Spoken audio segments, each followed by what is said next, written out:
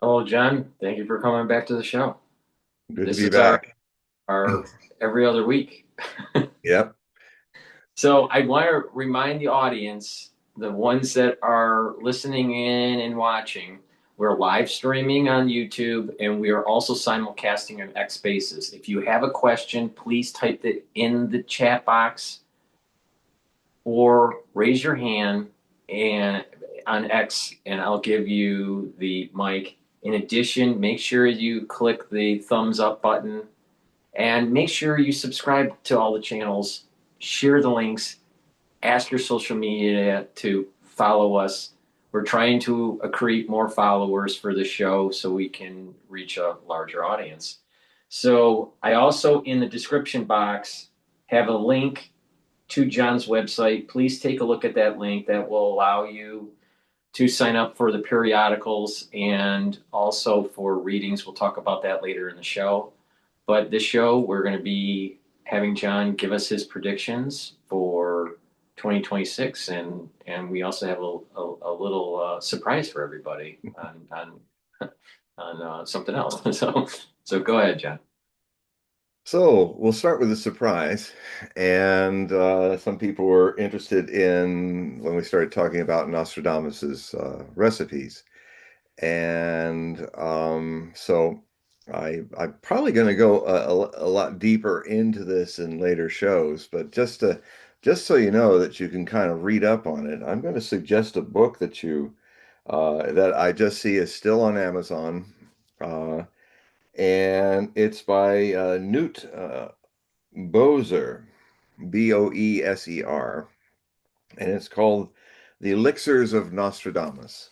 And I highly recommend it. It's well translated from the texts. I have the same texts in Old French, and it has basically everything that Nostradamus ever made as a recipe, not just food, but youth creams. He used to do a lot of cosmetics for his clients, men and women, and and also some of his plague medicines are in here, the famous rose lozenges.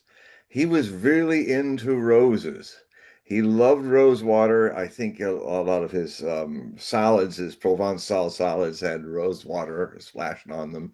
And he also was very good at making preservatives. He actually was kind of ahead of his time at trying to advance the science of preservatives, especially at a time when there was no refrigeration in his day and age, back in the 1600s, mid 1600s. So what I'll do is I'll just read from Rosler's table of contents, just to give you an idea of some of the interesting things that he can do. And the nice thing is you can do these and actually cook them up yourself and see. I know that Erica Chatham, the only well-known female interpreter of Nostradamus, had tried his amazing quince jelly that the papal legate in Provence, in Avignon, had really wrote that it was incredibly tasty and interesting. He used quince. He made quince jellies, but well, she followed the recipe and she said, "My God, it was it for the palate of the present day. It was so sweet. It was like beyond sweet." So he was really into making jellies. He did a very interesting jelly that required the blood of seven sparrows to be mixed in because sparrows they always mate for life. So he somehow that's mixed in with this jelly to make it a really nice potion of some kind. So anyway, so the bring some light over here. Um, the interesting things here are he had how to prepare a supplement, making the precious green pomade. Yeah, that's another sweet jelly. How to prepare benzoin oil. How to make a precious nutmeg oil. How to prepare the best base for aromatic powders. So perfumes and powders he was also into. How to make an aromatic, long-lasting paste, or to powder for cleaning the teeth. A powder for brushing your teeth. The method of preparing water to soften and moisten the body. How to make an aromatic oil. How to make an aromatic soap. How to make artificial borax. How to introduce gold highlights in the hair. So even, he was very much into cosmetics, making streaks, gold highlights in the hair, and a composition of maintaining the health of the human body, how to blacken white hair, and a method of getting rid of spots on the face. He did cosmetics as well. And laced in there are some other interesting things that you can also read and cook up. So, what I'm going to do is I need a little script to have it all. If I'm going to like recount how to make these things, there's so many things to do. So I'm going to might make myself a little script, and some way down the line, one of these shows in the new year, I will go more into detail about it. Kind of distill what Berzer has done, but I highly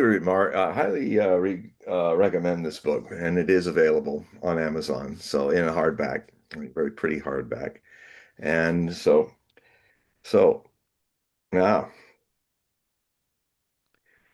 this year that we're entering, the year of 2026 in a few days, is the first step into the second half of the most significant decade of I think human history, because it is kind of a all or nothing decade. It's really things come to a head and have been coming to a head. I mean, the 2020s I have been writing about since 1990, and how they would be, and then I later called them the Roaring 2020s, coining the phrase of the Roaring 2020s from the 1920s. But these are really roaring 2020s, roaring like lions, like dragons, like like Godzilla sometimes. And it has already, these last 5 years, literally within 3 days into the first year of the new decade, in January of 2020, uh, when Trump was in office, his first time, he had assassinated Qasem Soleimani offhandedly, um, when he was coming on an errand of peace to see if some resolution could be, some détente could be found between Saudi Arabia and Iran. Qasem Soleimani was like the third most influential leader of Iran at that time. He was the man that literally fought ISIS and defeated them. He's the commander of the Iraqi and Iranian militias that fought in the vast Battle of Mosul, which hardly nobody in the West knows about, which was basically a battle like Stalingrad, but it's the Stalingrad of the Middle Eastern world, where the second largest city of Iraq was absolutely leveled to the ground in this huge battle that lasted as long as Stalingrad, like 9 months. And hundreds of thousands of people died. And I tried to tap into sources in Iraq and try to convey this battle, which was hardly even touched by Western media. But it's one of the greatest large-scale battles in modern military history, and a city-urban fight, which are always very hard. And and a few years before, Mike Pompeo was praising this man as being, a hero, and then because he was actually involved in trying to make peace with the Saudis, he was now somebody to be assassinated.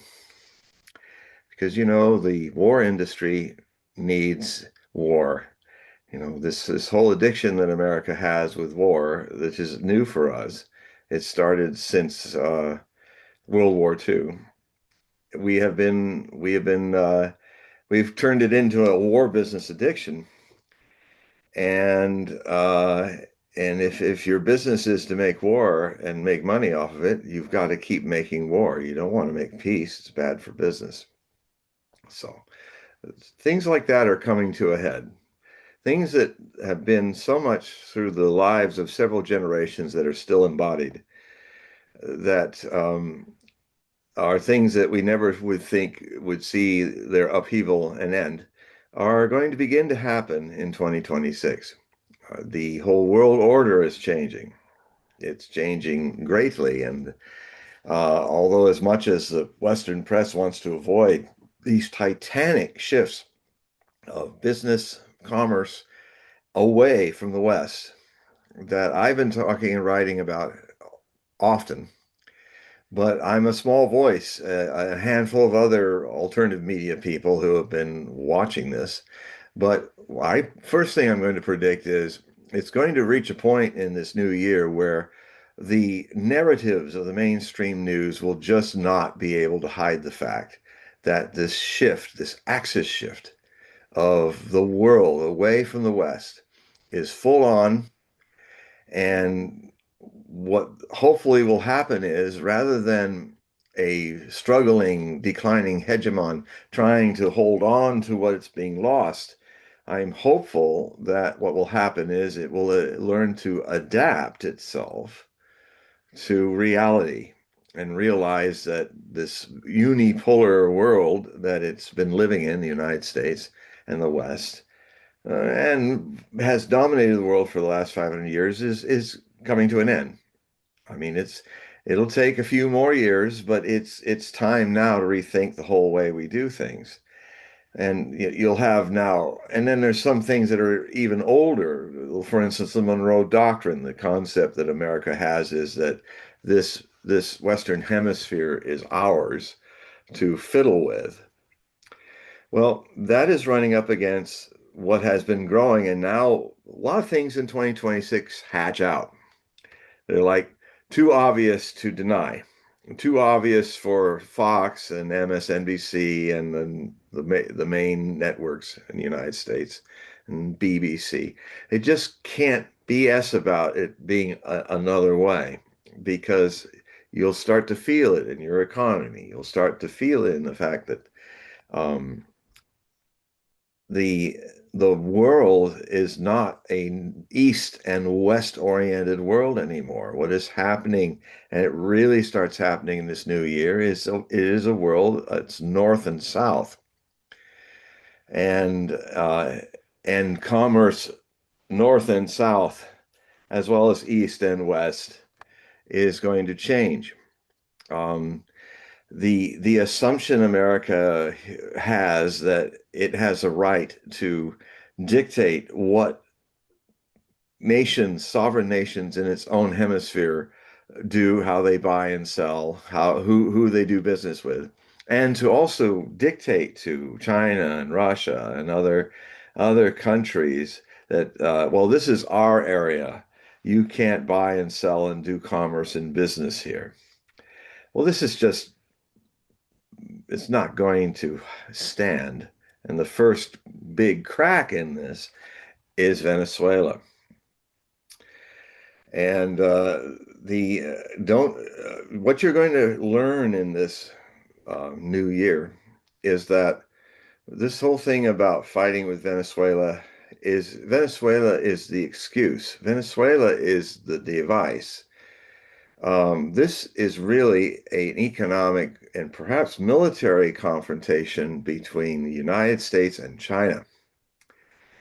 China has made it very clear, and very forcefully of late, after a couple of their tankers had been hijacked by special forces in this embargo that Trump is trying to sustain. Problem is that one of the Chinese ships has resisted, and what it's shown is the Coast Guard is overstretched and will not be able to have special boarding teams to board that ship, um, because we're absolutely stretched. So what that will convey is that President Trump and his blockade doesn't really have the logistics and the power anymore like United States had before to affect a true quarantine blockade. And what that will do is it will make more people in the world, the great global majority, which the southern hemisphere is vastly gathered in with the help of China, Russia, and India and Iran, are really helping to protect and help this new system grow. And it's not a system that's growing as a combative answer to the West's domination and America's hegemony. It is just simply declaring its independence from that. And all I can say is that the more the United States doesn't sit back and reassess its new role in the world as one of the world powers, it'll still be a world power, but it's not a unipower. It's not this hegemonic ruling the world power economically and militarily anymore. It just isn't. There's two ways that the country can go through this. It can either keep trying to do the same thing it's been doing for all these years and expect another outcome, which is the definition of insanity, and then really see itself broken and see its ships sunk, see its economy hollowed out by the fact that rather than America adapting itself to actually compete with brother nations to get business, it's going to have to actually make things that people want. It's going to have products. It should actually be more creative rather than saying, well, because we're Americans and you got to do what we tell you to do. Now just imagine everybody, especially you Americans who are listening to me right now. Would you would you allow some other country to say, you got to do it our way? And if you don't do it our way, we'll threaten violence to you. What do you think Mr. and Mrs. America in the streets out there would feel about that? That kind of brutality, that kind of bully in the global sandbox of the world saying, you got to do what I do. And this is not how you treat human beings. It doesn't matter if you're American or Venezuelan or Chilean or Mexican or anybody. This is a man-child bullying that is the world wants to grow out of that. It's had enough of 500 years of Western abuse. Um, and so, and now they're standing up to it. The world is a big place, and it's a lot bigger than the United States and the West, which I've said before, together, the whole entire population of the United States and its allies of the West is only 17.5% of the 8 billion people of the world who don't want to go that way anymore.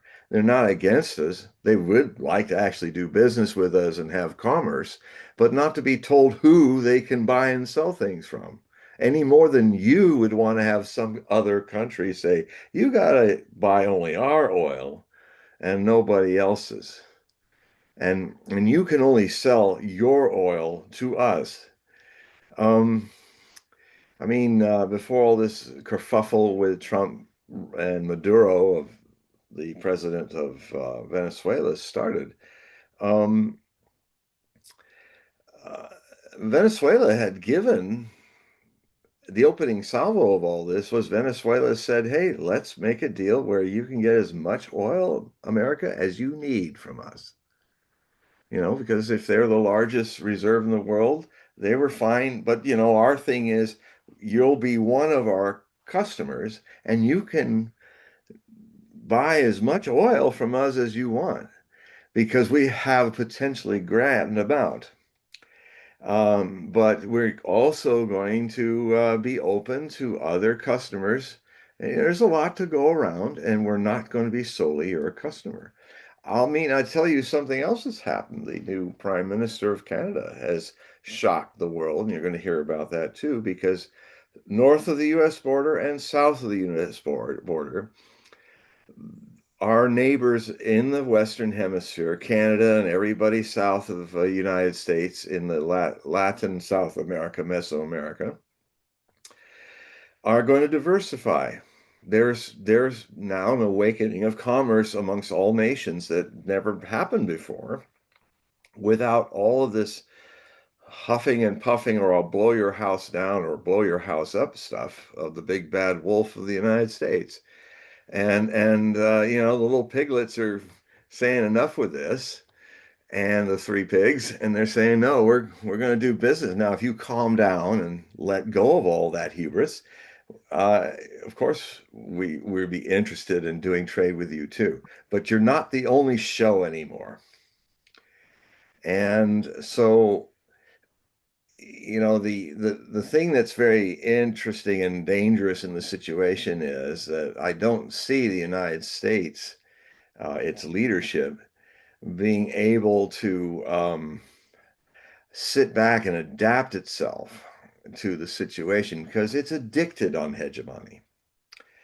And when somebody's deeply addicted, if you've had a member of your family or somebody you know that's had problems with addiction, you try to help them, you try to talk to them, you try to give them aid, but sometimes all they can really do is hit rock bottom before there's a chance. But this is a very dangerous rock bottom that we're going to be overshadowed by in this year and the coming year. Because as Paul and I were talking about before the show, Paul was talking about how there's a parallel of things that he was, feeling and about the economy that actually had some signs that led to Lehman Brothers, teetering, and then we had the huge Great Recession in 2007, 2008. But it really in 2026, if we're fortunate, we're just going to see the writing on the wall. But it could very well happen in 2026, but definitely in the next 2026, 2027 period, we're going to see a major economic downturn that's I've sometimes called it the Greater Depression or the Greatest Depression. It depends where we go with it. But it's we've been postponing it. I mean, the head of the Treasury on January 1st, which is just a few days away, is going to have to stare at the debt, which will be $3 trillion. $3 trillion. Uh, we have to do something about it. Uh, and it's going to be painful, but something has to happen. And so these are the things these are birth pains. Nobody wants to suffer the pain of this, but we're going to be in a time of travails which are necessary to clear out all this bad behavior and or outdated behavior, outdated deficit spending. And we used to be a country that paid as it went. We were not a country of deficit spenders. This is just like being a hegemon. I contend that this is an extremely unnatural situation for the American psyche to not pay as they go, to just take care of their own country as a country among the family of nations, having some spheres of influence, but this idea of gunboat diplomacy, uh, that's 100-year-old idea, more than 100 years old, and it's not going to work at this time. That's over. We have to one of the things that makes Americans a remarkable people is how they have had, usually after every Saturn return, every 25 years, 29-year cycle, they have to reinvent themselves. And even out of great tragedy like the Civil War, Americans reinvented themselves in a strange way with the purging of 1 million dead Americans in 4 years. the civilians and as well as 600,000 troops on both sides. This great bloodletting, I think basically 5% of the male population of the United States died in those 4 years from disease and gunfire. It actually was a purging. I mean, John Brown's prophecy was right. It was a purging in blood that reinvigorated the United States, and it began to redefine and invent itself anew as going west and expanding across this land and populating this land. Yes, there was with every move of any nation, there are people who suffer, people who are victims. Native Americans were great victims of us doing that. But, life goes on. Injustices happen. And I will tell you that those who get away with injustices for a long, long time, when they're hegemonically powerful, they will also feel the karma of not being able, being kind of denied. Your power is going to be taken away because it's just a situation. It's like a cycle of life. You're not 22 anymore. This country is getting older and it's getting, but not getting wiser until it's going to get some hard hits. I mean, I wish it wasn't so because I live here, but I am an American. But there it is. So you're going to see possibly some close calls with China is not going to back down. They don't need to. This is something Americans have never seen before. Even when Nazi Germany was trying to conquer Eurasia, uh, we were really out of the loop of that. We kind of decided to get into the brawl after Pearl Harbor, but we were not really a part of that. Well, now the next stage is China's made it very clear about these tankers that were abducted by the United States, is that they're not backing off. They certainly are not seeking a military confrontation with us, but there are other things they can do to help speed up new payment systems and help embolden the BRICS alliance of the global majority to just speed up diversifying their trade with other people and just slowly pulling their trade away from us if we're going to be nasty and bullyish. I mean, I think since 2024, the assets that have foreign assets of China numbering in our U.S. banks numbering around $3 trillion have been quietly removed. So they've been quietly removing the money, just like many people are removing money from Europe because of Europe's attempts to freeze Russian assets and basically try to excuse themselves from being the greatest robbers in history.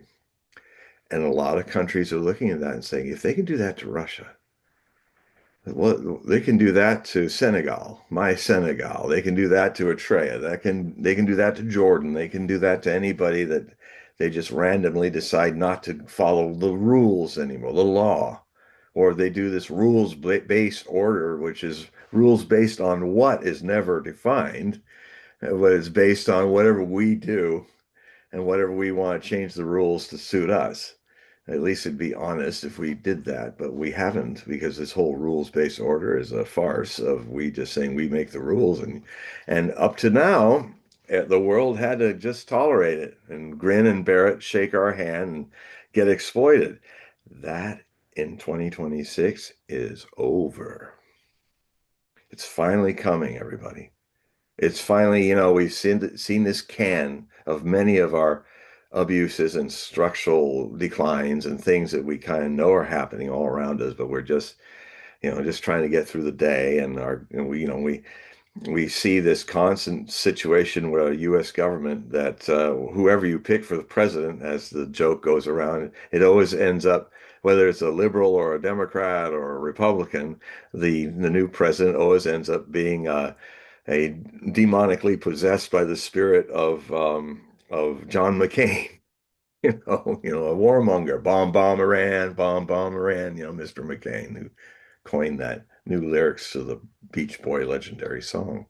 Um, and he means it. Well, he did. Now he's gone, departed, R.I.P. Um, but um, you, America can't man up to that anymore. We've lost a lot of power. We've lost the ability to do a lot of things. I frankly don't think we are the most powerful military in the world anymore. I keep hearing it, even amongst people in the alternative media that tells mostly the truth about what's going on, are still holding on to that. I mean, as far as a land force, we might still be a military world power as a naval force, but Air Force wise, America never built anti-aircraft and anti-missile, anti-plane systems. And the few they did, like the Patriot and others, are just don't work very well. The answer to all the thousands of jets that the United States could put into the air from China and other people that were targets is they built systems that shoot all that down, requiring that they did not need large scale air forces. It's the joke in the military industrial complex about the United States is that the number one and number two most powerful, numerous air forces, armada of jets, belong to one country, not two. They belong to the U.S. Air Force and the Naval Air Force of the United States. Those two air forces are the top two air forces on the planet as far as offensive jets. But while we just kept making the money and not looking at how things evolve, now the rest of the world has, China and Russia have the answers to that. They studied us, and they studied us because they had to, because we threatened them, and uh, so China has said, look, we have a right, as any sovereign nation has a right, to buy and sell with other sovereign nations whom we choose to buy, trade, and sail with. And frankly, China also has a big yes for buying and trading and selling with us. Some of their biggest trades and commerce is with us, the United States. But if the United States wants to be a horse's ass, we're going to be a really lonely ass. you know, an ass in the desert, of America's economy being so caustic and we being so uncivil that people go, God, we'll see you later when you guys grow up, when you guys want to just kind of drop all that silliness and just trade with us and be grateful that we're trading with you rather than saying you all have to trade with us. Blah, blah, blah. People just aren't going to. You'll see it in 2026. It'll be hard to ignore, and it will cause some major shifts in our economic reality here. Now, it's going to be scary, but it's necessary. Mhm. If you've been doing a certain thing that doesn't suit you anymore, and then there's symptoms of threat to your future health, you make the changes, or you decide to die. I don't think Americans were mostly basically a very open, it can be a very open, inspired group of people. I don't, it's very uncreative to just fall into a funk and say, well, if I have to if I can't smoke cigarettes anymore, I'll just die or something. Oh, come on. There's this country is full of energy and life, and if I can't do trade like I used to, if the only thing we have is a rusted Navy that looks pretty good, but we have an Air Force that really can't fight anybody. Yeah, that's all bad stuff. It's stuff that we've been doing. The military industrial complex has been always a profit oriented rather than purpose oriented military industrial complex. And now our stuff isn't very good. It's 10, 20 times more expensive than anybody else. Chinese and the Russians can make this stuff on the cheap and it works and it would shoot down anything we've got. So why can't we do that? Why can't we do that? Definitely a lot of people in those billionaire mansions around the District of Columbia, where Washington is, have, talk about Ukrainian corruption or Russian corruption. The people that are running the military-industrial complex are literally, I mean, how can they excuse and explain now what is $1 trillion a year business? And what do we get for it? We can't even build our way out of a minor war. We can't even give our artillery shells. We only have two factories that make artillery shells, and I think one of them blew up a few months ago. And the Russians can make millions of shells, tens of millions of shells, and we can't even make 14,000 a month. So these structural things have to be looked at. And you got to say, hey, I'm not the big hegemon I used to be. Hey, I got to adapt.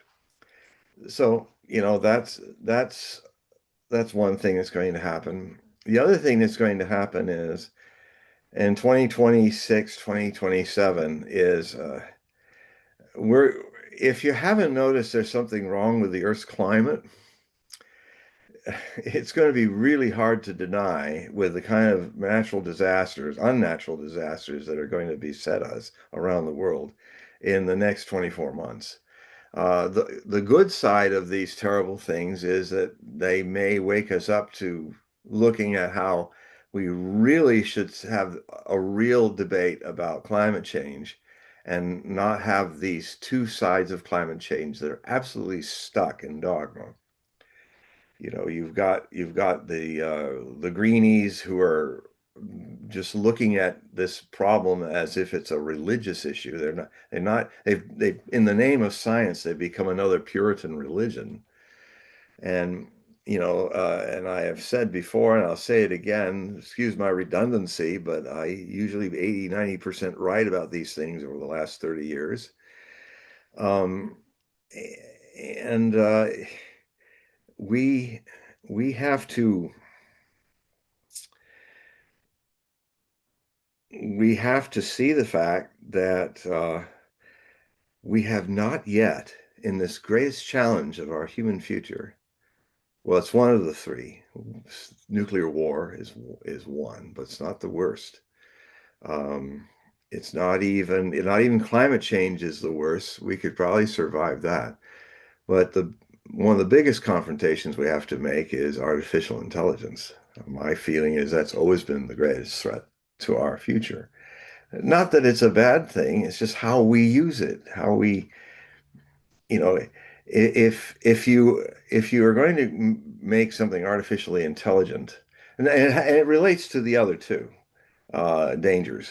Um, if you're going to get so deep into AI that you cease to you surrender all your thinking, all your critical thinking, and all to a machine, um, you're literally going to lose the musculature, to use a metaphor, of your brain's capacity to think and be surrendering it to something that isn't even live. That that if it that I mean, I'm dealing with this right now with all the from the end of August, since now I've been working 4.5 months on this massive translation of Nostradamus's larger set of prophecies, which I've talked about before, and I'm literally 10 days away from translating all 1,639 of these prose presages of Nostradamus. Huge undertaking. And nobody's done it like I'm doing it in those 4.7 years of this. And I'm literally just a few days away from a major milestone in the history of Nostradamian scholarship. But what I've learned from it is I come into this subject with 50 years of long and careful study, the science, discipline of study and research, being able to know how to research, know what I'm talking about, and face a creature that, because I know what I'm talking about and have mastered this subject, when I use AI, It cannot use me. And it tries very, very hard. I'll get something going. It has this idea that it's never satisfied with you finding something that simply works. No, no. Why don't you try this? Oh, yeah, I know you like that. Why don't you try this? And why don't you try this? You know, because and what it does is, and what I've had to keep doing with it, I've gone through many different algorithms that then start going back into wanting me to do what it wants me to do. And then I had to fire all those algorithmic daemons, like Solomon, and his King Solomon used to use daemons I consider algorithms like demons. You can make them work for you and all, and that's why I call them by the more neutral term daemon. It's lower astral critters. And that's in the Bible. Solomon was given the gift of God to use his magic to have these lower astral elemental people do tasks for him. And I see a great correlation with that happening in the algorithmic AI world. So what I had to do just even recently is see the instability of all these programs vying for me to use them and then shutting them down. So I'm forced to use them. And I just went and I found something deeper. And I found more stable programs like Gemini translations and others that I can now compare my different translations with other translations. And actually, I'm now where I was taking a week to go through 140 quatrains per segment. I'm now doing it in 2, 3 days and even more complete. So the thing I'm getting at here is that I'm seeing in action in my life how important it is for all people using AI to be as intelligent and as well studied and as well knowledgeable as you can be, training yourself to critically think, do all these basic study skills, which are immensely important because if you surrender that all to the AI, you not only will you atrophy as an intelligent person, but it will exploit you to your doom. And it's a hard thing to say, but do not think that AI is where you can use it to kind of think for you because it's not alive. It's a machine. I might as well demand that my coffee maker thinks for me.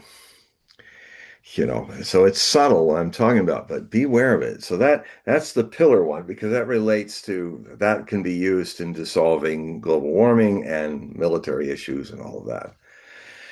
The other thing that's really coming for us to not ignore, of course, is that we there's something going on with the climate that simply we are inducing, and that no one yet, the deniers of it or the blind believers of it, have really done, and that is define the problem.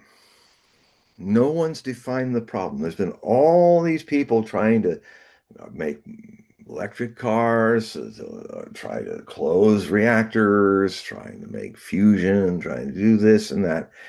But these are peripheral. These are like a tree of branches without roots. It's no one has defined, and I will in my essays that you'll be reading this coming year, because this is a protean year for climate awareness happening, whether we like it or not. The next 2 years it's going to be very hard not to deny something is structurally wrong with the kind of civilization we're trying to sustain in a world that's rapidly changing its climate that will make that unsustainable. And so it's basically defining it is simple, really. And like so many simple universal things, they're the hardest things for us to confront because they're so ordinary. I mean, in the world realm of enlightenment and mysticism, the reason why people seek enlightenment but never find it is because it's so ordinary. It's your very source. You have always been enlightened. You're just pretending not to be and going looking for it. So the ability to kind of calm that down, let those things drop away, and actually be here now, just now in this ordinary moment.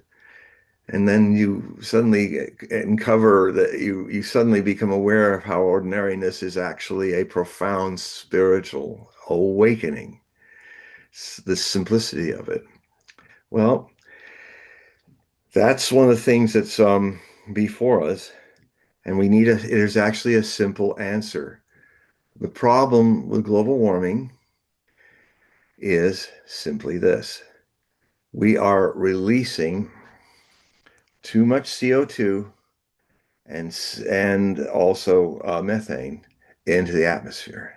We've created a situation where we are releasing, and that's fine if you wanna be a dinosaur and have a hothouse planet to repeat what we did in the Mesozoic era with dinosaurs. But it doesn't really work for us. It works for big dumb reptiles, but it doesn't work for us. Um, and so it's about carbon and methane sequestering. That is the core problem, as I see it. We have too much in the system. You are not going to be able to dismantle this fossil fuel massive hegemonic system that we've created. You're going to need it to build the other system before you get rid of it. I mean, like I think I was saying last week, if you have all this horse poop in Paris in the turn of the last century, and if your idea is to just get rid of the horses, simple, eh? Just get rid of the horses. Well, okay, now the horses are gone, and yeah, there's no poop in the streets. And yes, it's kind of sad we can't do the flower pots. I mean, Paris has never had as many flowers as it did during the turn of that last century because of all the horse crap. But well, we lost that, so the flowers are going to be a little sad now. But another big problem is we got all these carts that we can't move around because we don't have the thing to replace the horse yet. And that's so, so that we're into shutting down nuclear reactors, shutting down fossil fuel industries, satisfying ourselves with our big electric cars that make angelic sounds so that in its silence it doesn't run people over, and going whoa, whoa, as all the cars seem to do now, which they have to by law make some kind of sound because people are so sleepy that if your car is just silently sighing on its wheels, it could run you over because you don't hear the engine, you don't hear the noise and all that. So now they have all these beautiful like stuff when things go by. And it's funny how we all kind of adapt to that without thinking, God, this is weird. All these anyway,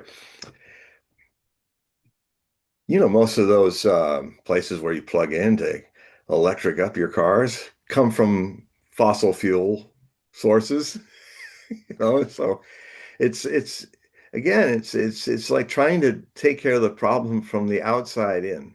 It's like trying to prune a tree of trouble. You got to cut it at the root. And the root is you have to start creating technologies and start investigating and researching into technologies that literally take carbon out of the atmosphere and find a way to sequester it at a level that you then can do a more steady and slower controlling of your emission of these kind of gases into the atmosphere to so it's about that. And it's only been in the last few years that that even fossil fuel companies have come around to realizing that they have to sequester um, fossil fuels.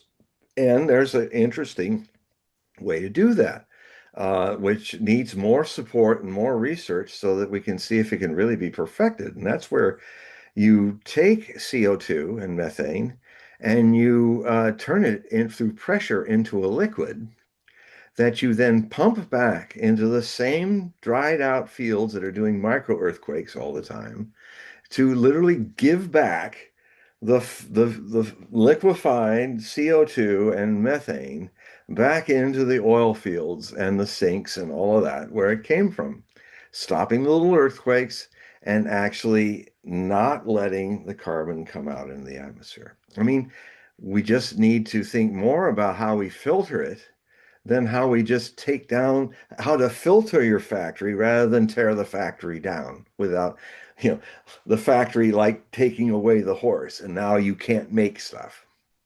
It's just it's not going to be from changing your economy. You just have to add to our world those filtration systems.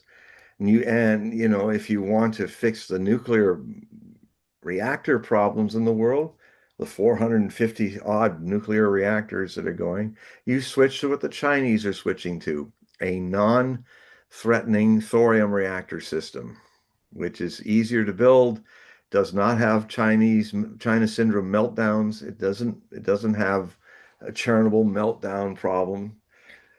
But the reason why, and it's been a technology that's been around since 1962, and the reason we didn't want to use it is everybody wanted to build bombs out of it. You can't build nuclear weapons out of thorium reactors because it's based on rock salt. But you can gobble up mountains of nuclear fissile material that'll have a half-life of a few million years in little dollops. You put that in, and it's obliterated in the nuclear reaction of rock salt, so that so slowly we could actually use all that junk uranium, spent uranium. We can use it to power a world full of thorium reactors, which is clean, efficient, and not threatening the kind of things that happens. We don't need to put them next to our water systems or population systems to cool them down. They don't need to be cooled down. You can put them in deserts. You can put them away from population centers.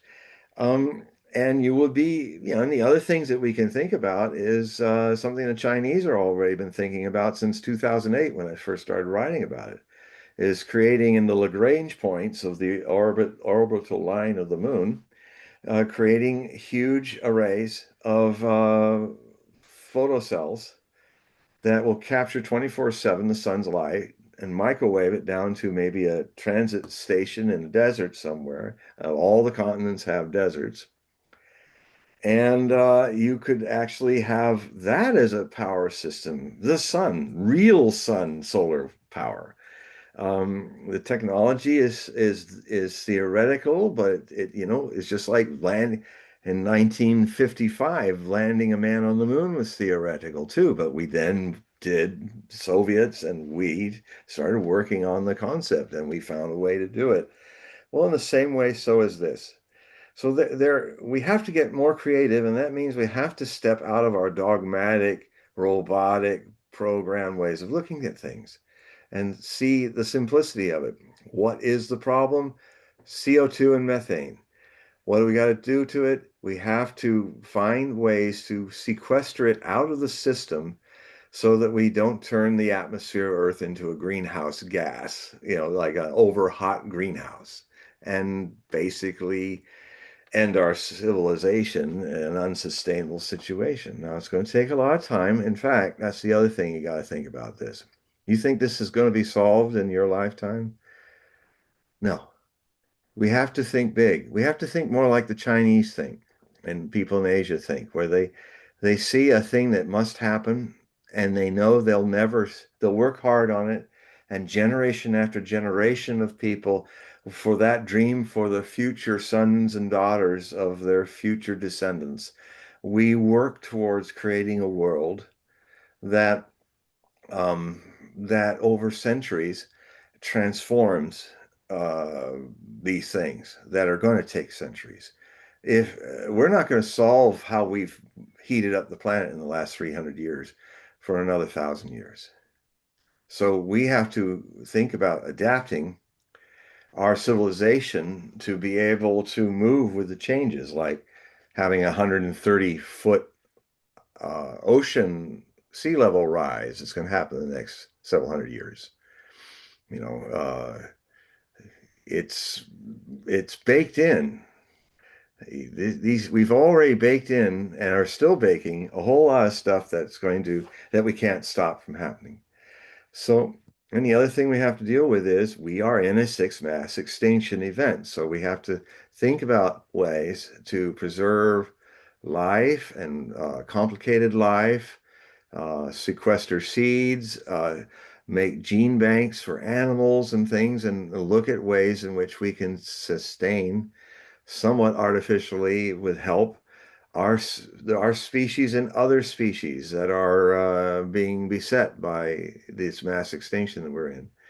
Um, and so, I mean, these are realities. If we face them now and get to work, and who knows, if you've ever looked at Eastern religions, um, and I have done that deeply in my life, living in India and being with a master, are you really doing all this work for some people you'll never know about? I mean, if you want to confront that understandable selfish feeling that we could have, like, well, why should I bust my ass to help people in the future? Well, you may be one of them in the future. How do you know? It's a 50-50 option. Either you never live again and reincarnate, it is just one life, or there's a 50-50 option that whatever you do in this life and have done in lives in the past have either hurt the future or helped the future in your actions, evil or good. And so maybe it's worth it since it's a 50-50. Since we love so much the one and zero option, the binary choice. If you're going to get into binary choices, this is the big one. Either we never live again or we always live again. And so whatever we're doing here and now, we will profit or suffer from in our future lives. Um, if you want to really test that and use your own study habits and disciplines, just look at all the material that's out there about documented memories of people's past lives. It's quite remarkable. And I've even had situations where I've talked to young kids and when they're who had parents that just let them talk like that because, well, it may be true. I've had kids tell me, I used to be an old man like you, not so long ago. And I said, well, it's great. What happened, and what do you remember about that life? So, a lot of kids have memories of past lives. Even Una Chapman, who's playing Varang in this new uh, Fire and Ash movie of Avatar. She was being interviewed, and there was one point where she was saying as a child to Geraldine or Chapman, her mother, "I I was Charlie. I'm she was saying I was Charlie Chaplin in my last life." And they all went like, okay, well, that's interesting. All right. And just go out and play. They neutral, but that's interesting. Okay. But you know what? Before she made those statements, I've been looking at her. I'm saying, the way she moves and the way I said, she could very well be Charlie Chaplin come back. If I met her, I said, I don't think you as a child were wrong about that. I think you really are Charlie Chaplin come back. You come back as men, you come back as women, and there was something about her. There's something about her that really makes me wonder about that. And then she talked about that. So I went, interesting idea. And these things, if you want to put faith in something, put faith in this possibility, or at least faith in the fact that life never dies. It always goes on. Even if your ego dies and the ego memories die, isn't there something beautiful about doing things but not sure if it's really going to bear fruit, but actually having a civilization of people try to create a better world for the possibility that for some reason, because life never dies, it only visits this changeable world, that it profits us to do that, to make the dream of life here less a nightmare and more a beautiful dream. that maybe some essence of us will relive in rather than naked nightmares. So go ahead. Yeah, we have two questions. Okay. The first question's from Susan, and this is dealing with AI here.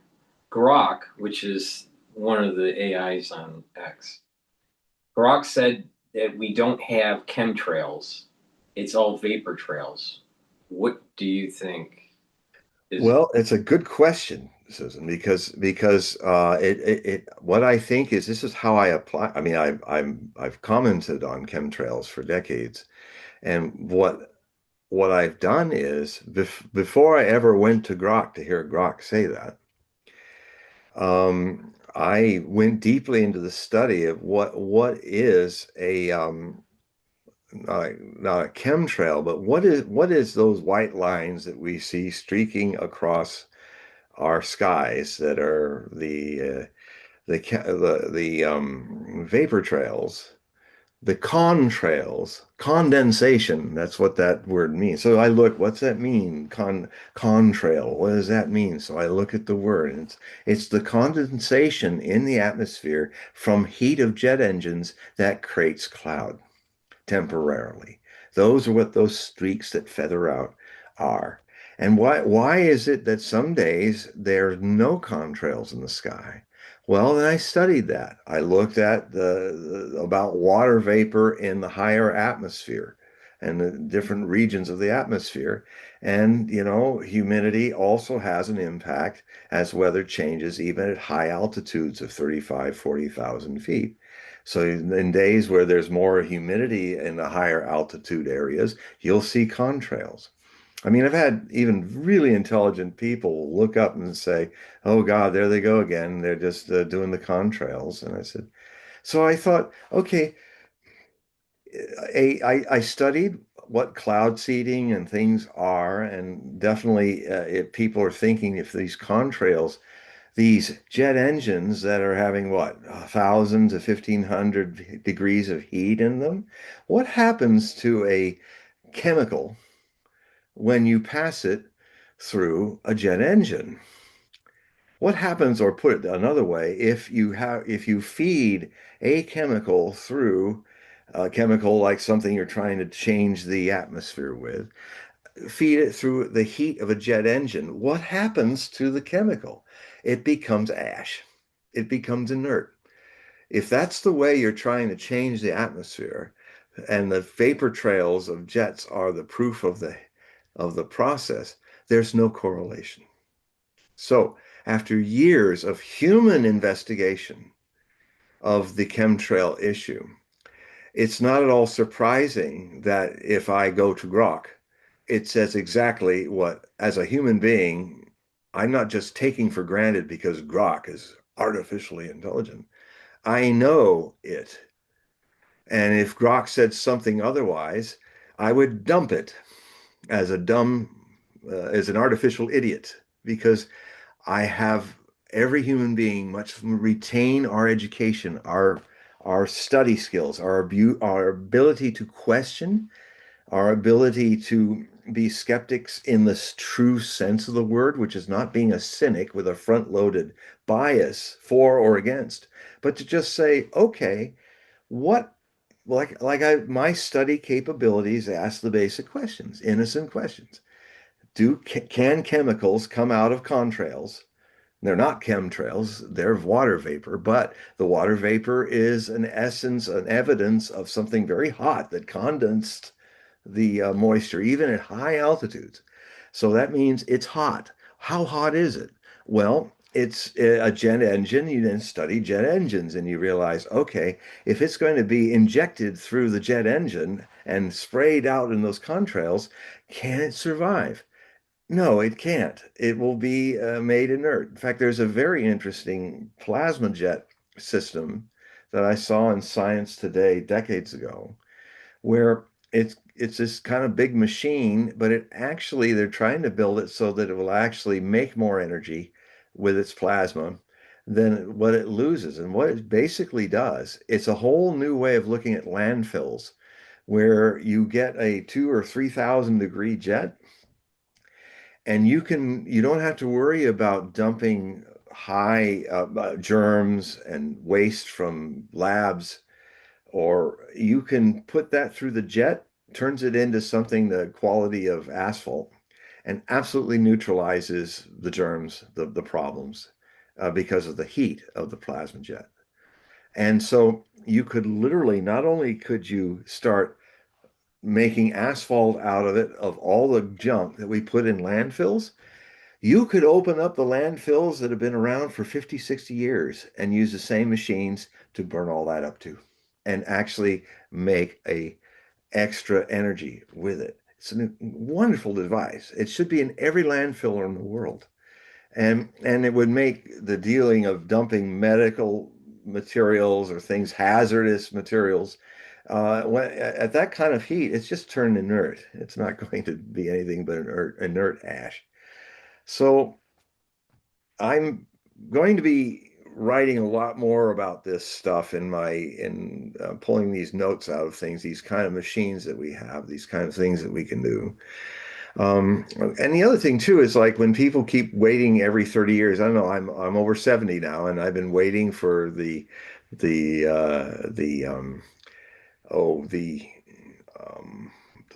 Taurus, um, the where you take some deuterium tablet, you drop it in the thing, and you create a fusion reactor.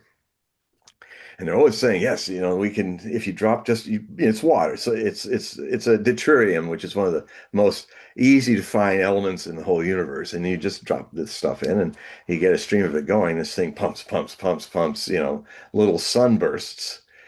It's never, that technology is actually um, pretty close to being used. What has been making this situation, oh, is 30 years ahead, even now, oh, it's only another 30 years. I've been hearing that for 60 years.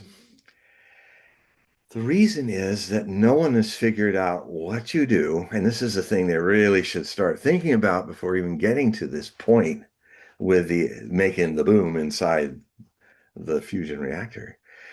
How do you take all that massive energy and not have it, if you hook up your city, blow every electronic out just because it's like putting a nuclear bomb through the wires?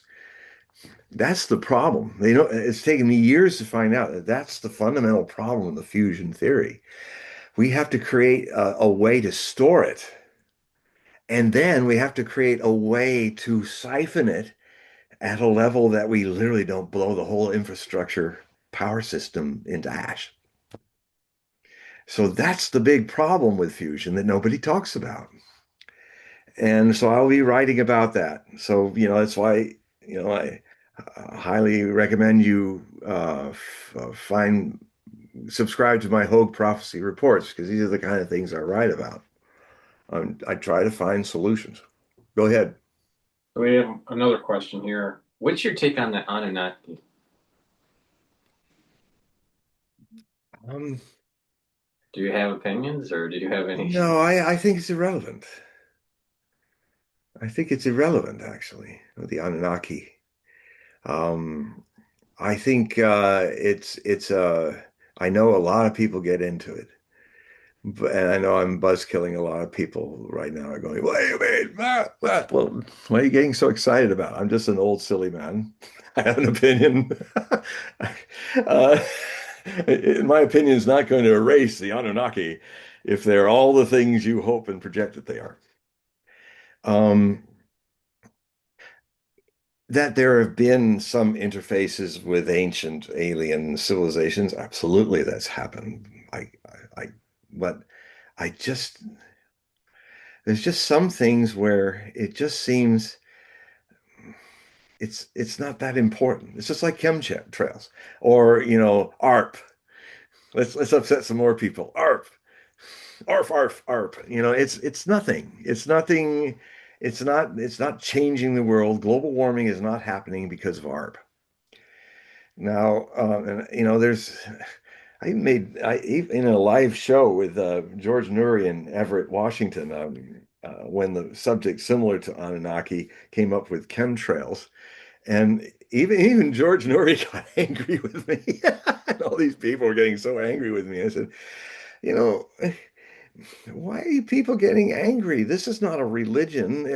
Yeah, well, maybe it is a religion. Maybe you all believe blindly, put faith in this, and don't really know factually if it's true or not. Because why get upset if I don't believe it and don't think that's there? And then people feel that it's an affront. Why do you get emotional about it? I'm just an old geezer who, has a different view, and you give me so much more power than I have to, uh, you know, to Well, upset your I heart. think you're bringing up a good point here, and I think there's a tendency Yeah, when people don't want to dive into the details of yeah, something, they will gravitate and project kind of almost either hyper spiritual, yeah. hyper spirituality with no real proof of, Yeah, or they turn it into a religion, like or climate change has become a religion. it's, and I think this is the problem with this whole ancient alien theory Yeah, that has really gained momentum in the United States. I There is benefits to having religion in your life, because ones that don't have religion in their life, a society has a tendency to devolve. But and there's I'm a also religious man. I'm also a there, religious there, man. But I'm not into religiosism. there's also the over reliance of religion to try to define a world that may not make sense Yeah, to the population at that time, or to the individual based on their understanding of the sciences at that time. So, I think that there's a lot of people that just gravitate to baby Jesus and he's going to save you, yeah, or an imam, yeah, or even, a well-known rabbi. yeah, I think that we have a tendency to put these people on a pedestal, thinking that they are going to be the answer because society doesn't have the answers to certain questions. Um, yeah. going back to the comment that you made about reincarnation. The thing that gets me with the reincarnation, or the cycling of souls, we have billions and billions of stars, billions and billions of galaxies that have millions, if not billions, of planets. Now, not all of them have life on it, but there's got to be other Earth likes out there. Yeah. So we assume that our reincarnation is going to be on Earth. We Oh, assume, if you look at the probability with let's say, a universe that's 14 billion years, some scientists are saying it's even older. yeah. Some are But saying let's like just say 35 billion 14. now Right, or right. something. It depends on, The some speed, of the different speeds of the Big Bang that's right. coming up. Yeah. Well, there was this period of time after the Big Bang where the light was not shining. So Yeah. you don't know for sure until that first light. Right. But the first light and the Big Bang, original cosmology was saying maybe that was 300 million years. Some are saying Yeah. that it's a lot longer than that. Yeah. So if we use the canonical 14 billion number, which it could be 36 or more, but let's just say it's 14. And we assume that Penrose is wrong and that the universe isn't cycling, never ending cycling, right? But let's just say it's 14 billion. If our souls are recycled, the chances of us to be recycled twice within the 14 billion years on Earth, Yeah. which has only been around for 4 billion years, Yeah. right, is like really small. So the chances of, quote, baby Jesus coming back to Earth Yeah. is like almost non existent Yeah. if you just look at the probability here. Now, some people will say, well, our souls are really unique, and, we have a higher neshama, and therefore their souls are recycled and they only come to Earth. And, and some far out star Yeah. system doesn't have a neshama that's worthy of recycling. It's just, it's on the face of it, it just doesn't make sense. And so I can Well, understand when people start questioning, this reincarnation. well, and to this question about, do we reincarnate to other places? I mean, a lot of what I've learned in my lifetime study of reincarnation and remembering past lives, testing it, and I'll be telling some stories in the book of things to come about this, about in the future how our relationship with reincarnation down the next 4,000 years, and um, a lot of what happens that I've seen in reincarnation is that we are attracted and pulled towards things that we identify with. So it may very well be that it's rare for somebody in our world to actually end up reincarnated in another planet. But then the other possibility too is that civilizations that have been destroyed to the point of their planet dying. I mean, I have some memories of that too before I even knew about that stuff. So those, they'll find other worlds to reincarnate in. Even then later, decades later, even Osho talked about that, my master. He said, well, if this world's destroyed, if we do blow it up, we'll probably wake up in planets that are at the level of our consciousness, high or low, and start all over again. So uh, the other thing too is the metaphor that really kind of makes people think about another way of looking at reincarnation is not a quantity, but a shape of quality that is temporarily rising and falling. It's like I said before on the show, I get the question, will God ever run out of making souls, the ability to manufacture new souls? And I said, I have a completely different way of looking at this from my experience. I would reframe your question to this. Will the ocean ever run out of waves? The answer is no. The ocean will never run out of waves. The difference is the wave is not a separate thing born like a separate soul coming into something. It is a playing surface appearance that is the eternity of the ocean. So it can never be exhausted because the waves don't make themselves, and the waves are not something that are separate from the creation. They rise and fall back into the same source, and therefore it's not a question of running out of resource. It's always been the same source. And so the appearance of people living and dying is like waves. The appearance of worlds, of universes rising up and dying come from that same oceanic source. That is the hypothesis that I live my life by. Okay, we have another question. Don is on the line. So Don, do you want to unmic here? Yeah. Hi. How you doing? Hi, hi, Don. How you doing, John? Wanted to ask you a question because before reincarnation, there's incarnation, and I guess I'm asking about sort of this sequence of events. Do you equate the soul as being somewhat, I would call it, a priori, it's non-spatial, non-temporal, and that it is incarnated in a body in our current material world? Well, what I would say is it's not just a material world. The deeper difference is the source is timeless. The soul, if we want to give it that name, and we have to speak in metaphors about this, and not, but the ocean is this vast source, and it has no shape.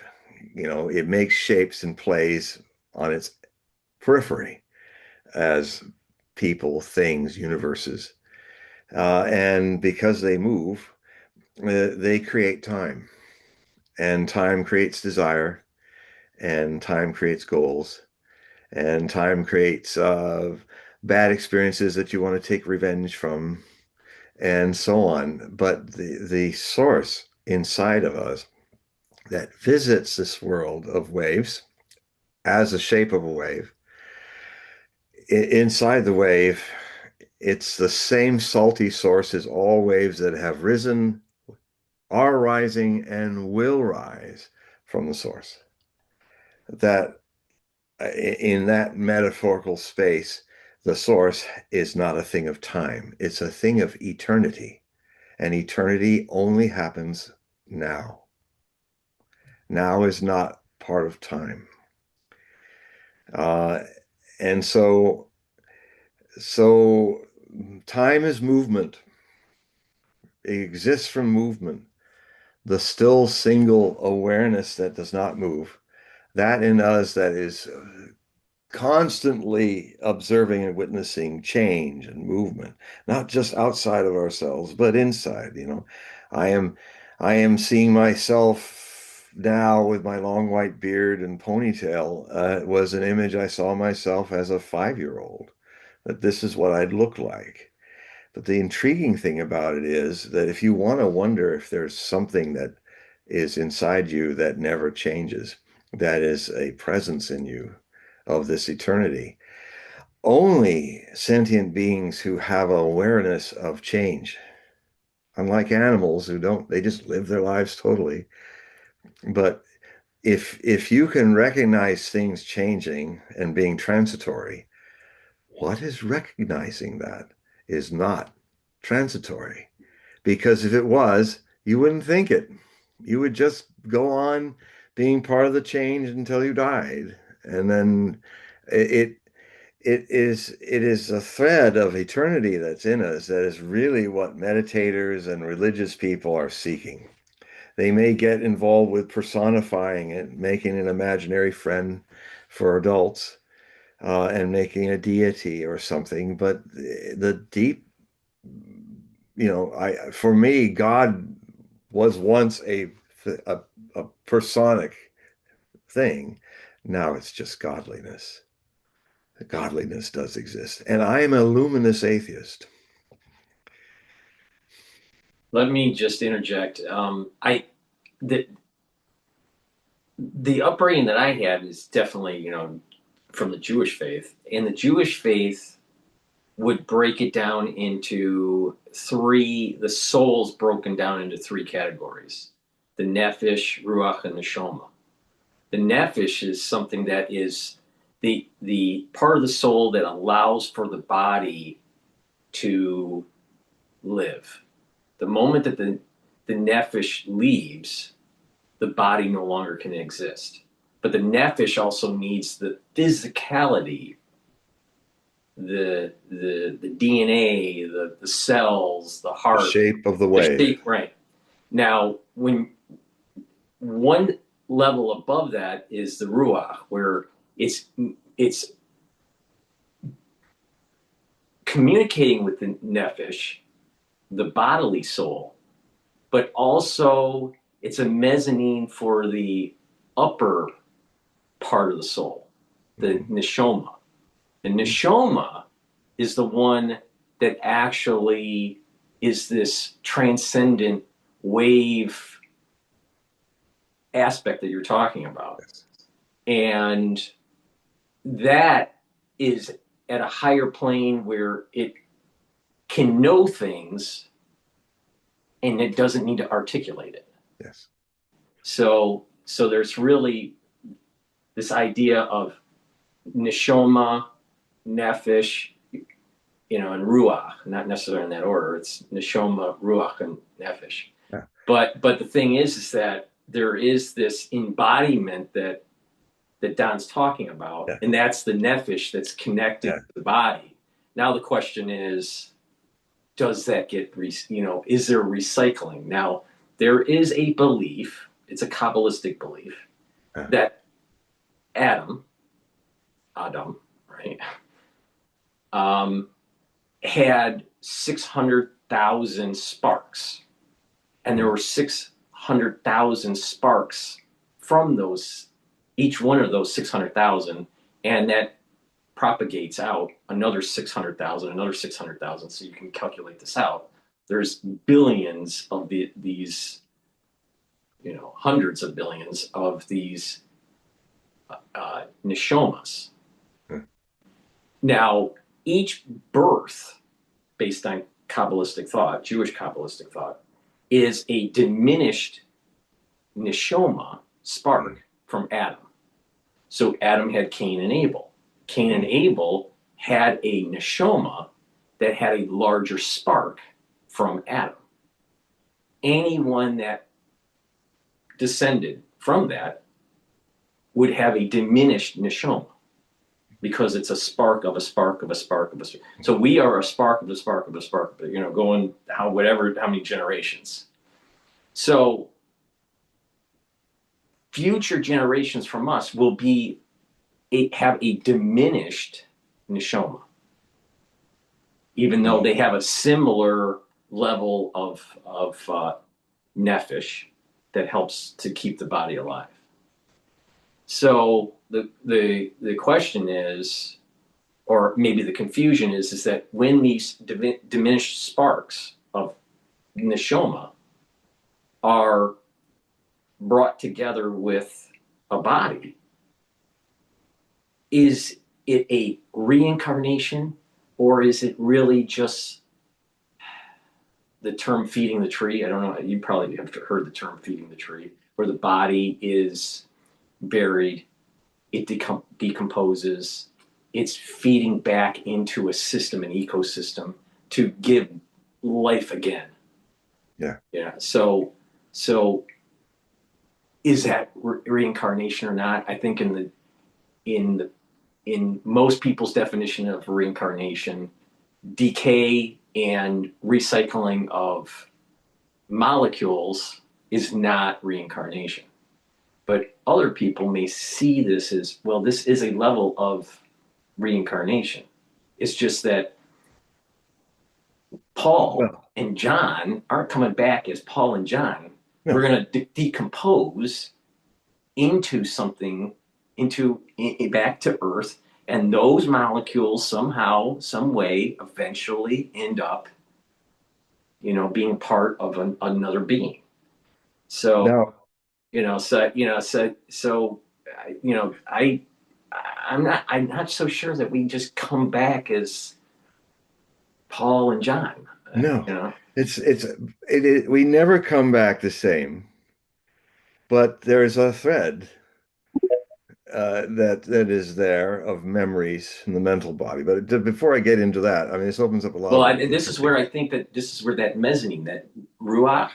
Yes. Ruach is that it has a sense of something in that bridge of the chachma and the binah that has that sense of that overall knowledge. Yes.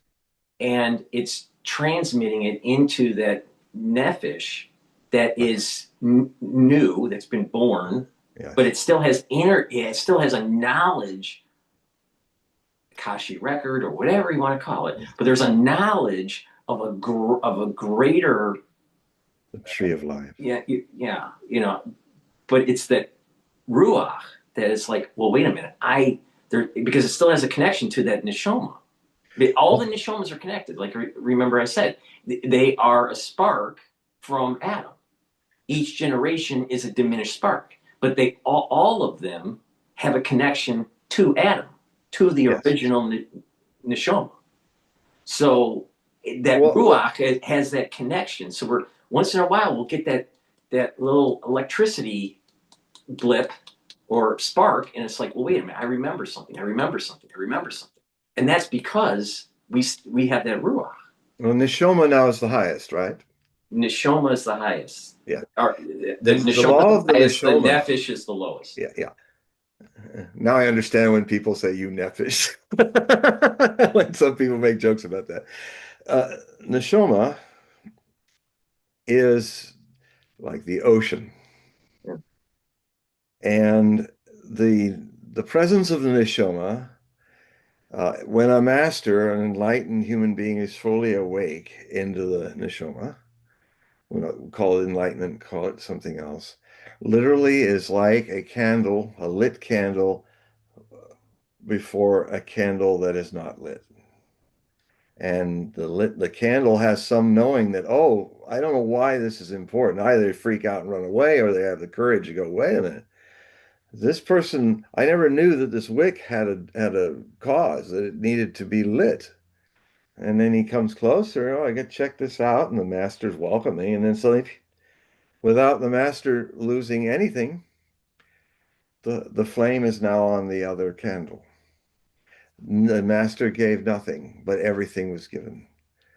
The neshama effect is very similar. Now, we're taking when we talk about Judaism and we talk about Hinduism, we're talking about the oldest religions. And it's interesting how they have similarities in the way they divide at least the steps of consciousness. There's the three steps you're talking about in Kabbalah. But in Hindu, it is four steps. And the fourth step is not even given a name. It's just called the fourth, Turiya. And it's the four stages of Samadhi, which is the ultimate neshama. Well, yeah, this is what we call Ein Sof. Yeah. Yeah. Yeah. Yeah. All right. So it's Ein Sof. That, But it's, and so, the,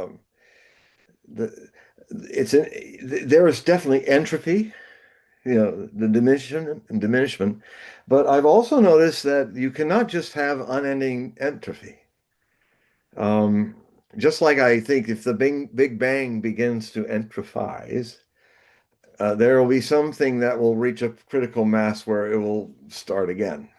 this is where Penrose says that Yeah. the cosmos recycles. Yeah, See, the thought he has is cosmos. that when you have the anthropic death of just the universe freezing, it gets so spread out, and the matter doesn't mix or mix with other matter.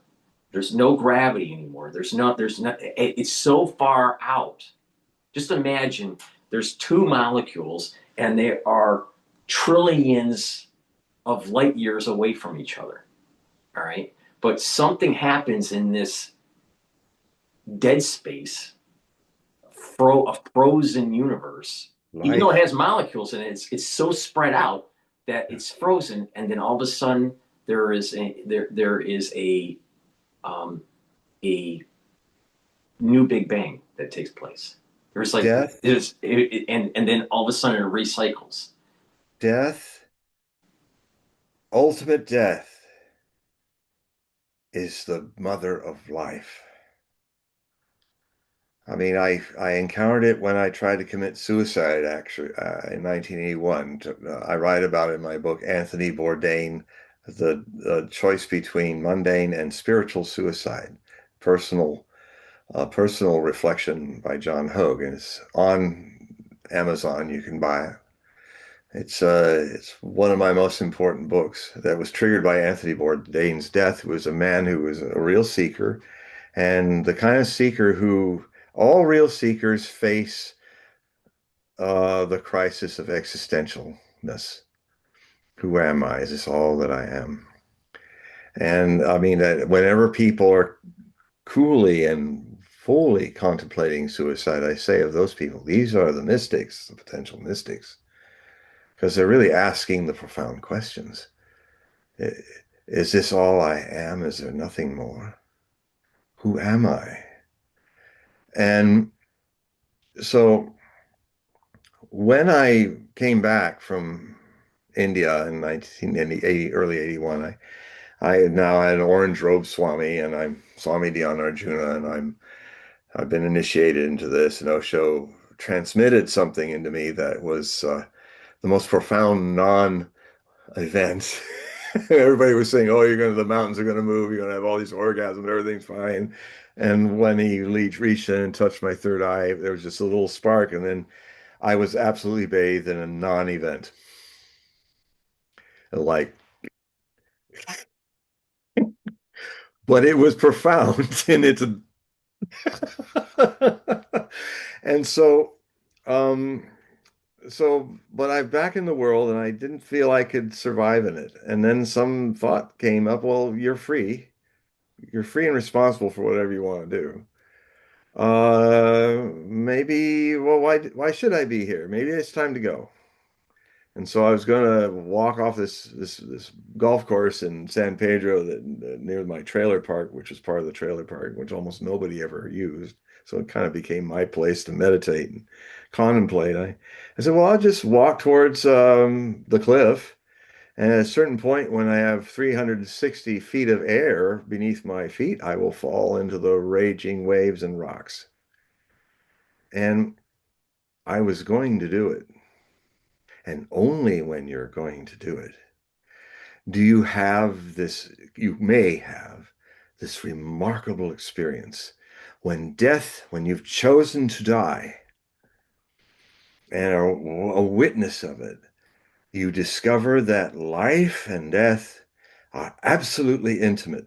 They're the most intimate couple of lovers that has ever existed. So I, it was such a profound, indescribable union that before I walked off, because I knew if I decided not to walk off, I'd lose this, this amazing mystery that was coming because I was going to die. I had chosen to die. And so I sat down next to this little young silver dollar eucalyptus tree in the golf course, and I just wanted to savor this mystery that I had not any idea I would be feeling from this. But really, if you've ever been close to death, if you've ever had that in your gut and things are happening, and then if you're really at death's door, you can see things that you will not see if you're not about to die. And and so I sat there for a few minutes, just absorbing it, my eyes closed. And then some energy out of the earth from the roots of the tree threw me 6 feet forward and into the crabgrass. And then I cried my my whole soul out. I just cried and cried and cried and cried. And then about this whole issue of just not the world doesn't have anything to do with me and doesn't all that. And then I hear this and I hear this whispering of wood and leaf, and I look over my shoulder, and there's the little silver dollar tree going. A little wind had kicked up, and I look up above the tree in endless blue sky, and I'm seeing rays and arrays of cirrus clouds dancing past the sky.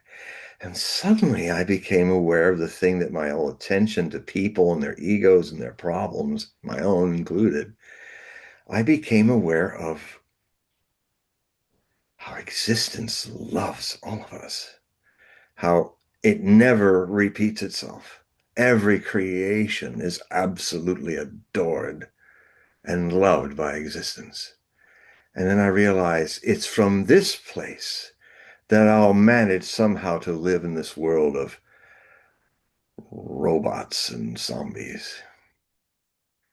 And and so what happened was I had not a mundane suicide where you want to kill and destroy yourself because it's just too painful to go on. I was intending that. This thing that had met over me had left behind a revelation that my misery had jumped off the cliff and left me behind. And, or to use another metaphor, the tree of my misery was chopped down right before me. And it's taken me 4 or 5 decades because it's like a pine tree. You know, it remains green for years before it really starts rotting, like old habits. The old habits were still there, but it took them about 50 years to rot away and to just go back into the earth like a tree that had fallen. And you know, it takes its needles a long time to go yellow and all of that. And so I was, I was no longer connected to that, identified with those issues. And so I've been watching it rot and disappear. So what I had was a spiritual suicide People hear that. So what, you mean your spiritualism is suicided? And that's why a lot of people don't want to read the book, even though I explain in the book. They can't get past the cover. I said, I explain, no, this is not, mundane suicide is the baddie. Spiritual suicide is wonderful. It's where your misery commits suicide, your identity commits suicide. The thing that makes you under the illusion of being separate from everything commits suicide. And then you slowly, slowly embrace um, the spiritual suicide is that your bliss, you're not, your identities have been killed off. And so it's I try to convey it. Osho used to talk about it all the time. I never really understood it until I had my own experience with this. So so what then, to use what we've been talking about, Paul and I, is that the highest point of soul. We'll just call it that. Shofar, not the shofar. That's the horn. And the Turiya, Nishoma. the Nishoma, and the Turiya are the spiritual suicide gets you in touch with that which never changes. And actually, the more you live in a changeable life, if you really live in it, but not of it, the change actually helps you every moment to become aware of that which is eternal and never changes. It's always been here. It can be nowhere else because it's not a thing of time. But because it's not a thing of movement and change and aging and all that, it is that in you. If you want to know that you've got it, if you are aware that you've been changing, you were young, now you're older. If you've even become aware that even in the first 7 years of your life, the child that you were born in 7 years had shed all of its cells, and now you're a completely different person every 7 years. But you're not. There's that which witnesses it. And it's one of the sad things about language that the worst word that we have to try to grasp this in English is meditation. Because it has a quality of I'm thinking and contemplating. I'm going to be mindful. But what it really is, it's no mindfulness. It's not the mind. It witnesses the mind like everything other, witnesses the emotions. And in its witnessing, these things become more vivid, but they become more vivid because they're a movie now. They're not you. They never have been. You have glimpses of this. And so the mind, so the word in Sanskrit is dhyana. Dhyana means witnessing. Just being a witness, not judging for or against, just watching the movie, watching the emotional and mental reactions that come from the movie of your life, but being that which is not anything that moves. Your memories are movements, your thoughts are movements, your emotions move. That's why they keep changing like the weather. But what's not moving is watching them. And if you become aware of that reflective process of witnessing, neither for nor against, you start to become the witness. You've never done it. You can never do anything, which is of time. You just become the water in the wave that remembers that it's the ocean. Now, if it remembers that it's the whole ocean, how can it go to war with other waves? How can it not love every wave, whatever state the wave is in? Because maybe the waves that believe that their shape is who they are, because that's what the Society of Waves teaches waves. Oh, you're the shape. The shape is you, not what's inside. There's nothing inside. Your shape is what makes you so precious. And that's why it's so, it's such a sad thing when a beautiful wave like you, like me, will die and go away. And then it's like never comes back. And how sad that is, because the wave's shape is everything. But the truth is, what's inside the wave has no shape, can enjoy the shapes as they create and rise and fall. It's not against them. That water that's been part of being a shape, when it splashes back into the water, will be a water memory that will go and be in the shape of a future water shape. And that's where you get reincarnation. Memories of other splashes. Death is a splash, and when it splashes, it throws the parts of the wave that were the shape into new waves. And that's why you don't remember a complete uh, past life, because it's all fragmentary, because it's all splashing around. When the mental body breaks, it splashes its thoughts around, and you actually absorb other memories. Now, there will come a time in the future where there'll be a technology to really look deep into this, and it will eventually give us a technology where we will be able to go all the way back to the beginning of life and know what it really was like, because the memory is there. Mm-hmm. Mm-hmm. And right to the beginning of the amino acids being zapped by lightning. Yep. Don has another question. So Okay. Don, go ahead. Yeah, I'd like to play on that your three I would call them phases, not phases, but conditions. The Ruah. My question really is, or I'm sorry, is it the Nephism? I'm sorry. Nefesh is by the body. Nefesh. Ruach is the middle, and then Neshama is the eye soul. Well, being an engineer, I'm also just kind of asking you, do you see kind of the body as sort of just the DNA as just coding for biological machinery? Well, yes. Yeah. Yes, definitely. So where I'm going with this, there was recently Brian Rommel posted, and this is what's interesting, it may have some relevance here, where he's talking about now they filmed the formation of the heart in an embryo. And they're showing the instance in which all of the cells begin to essentially pulse at the same time in synchronicity for its first contraction. Right. But you have to also remember that to do that, you have to provide the right environment, microenvironment, for those cells to start coding for the right proteins to create this electrical signal. So as the embryo is morphing, it's communicating to other areas, and the cells start to differentiate in those early phases because of those microenvironments.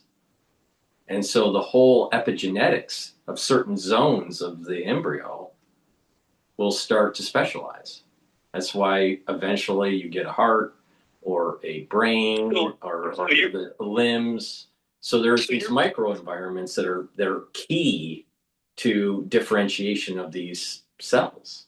And are you aware of Michael Levin's work on morphogenetic fields? No. Where he's basically manipulating those electrical signals, and he's taking the cells of the eyes in a toad and he's moving them into the stomach by manipulating the fields. Mm-hmm. And it's as if it's where he's gone with this is this idea he's of changing the microenvironment. He's manipulating what he says are fields that essentially have been sort of ignored by the science of their influence on the way that cells communicate with one another in a harmonious fashion in order to carry out the morphology of the species, so that a toad's eyes move in a certain direction. That's the information that's stored in these electrical fields to move the eye into the right position that would represent the morphology of the toad. And so there's this idea at, I want to say, the nephish level, where there seems to be something that has been inserted in a field that defines the morphology of the species. When the nephish leaves the body dies. So for the body to, quote, be alive, and I would say life would start at inception. You know, the conception of the the egg and the sperm, right? And that fusing.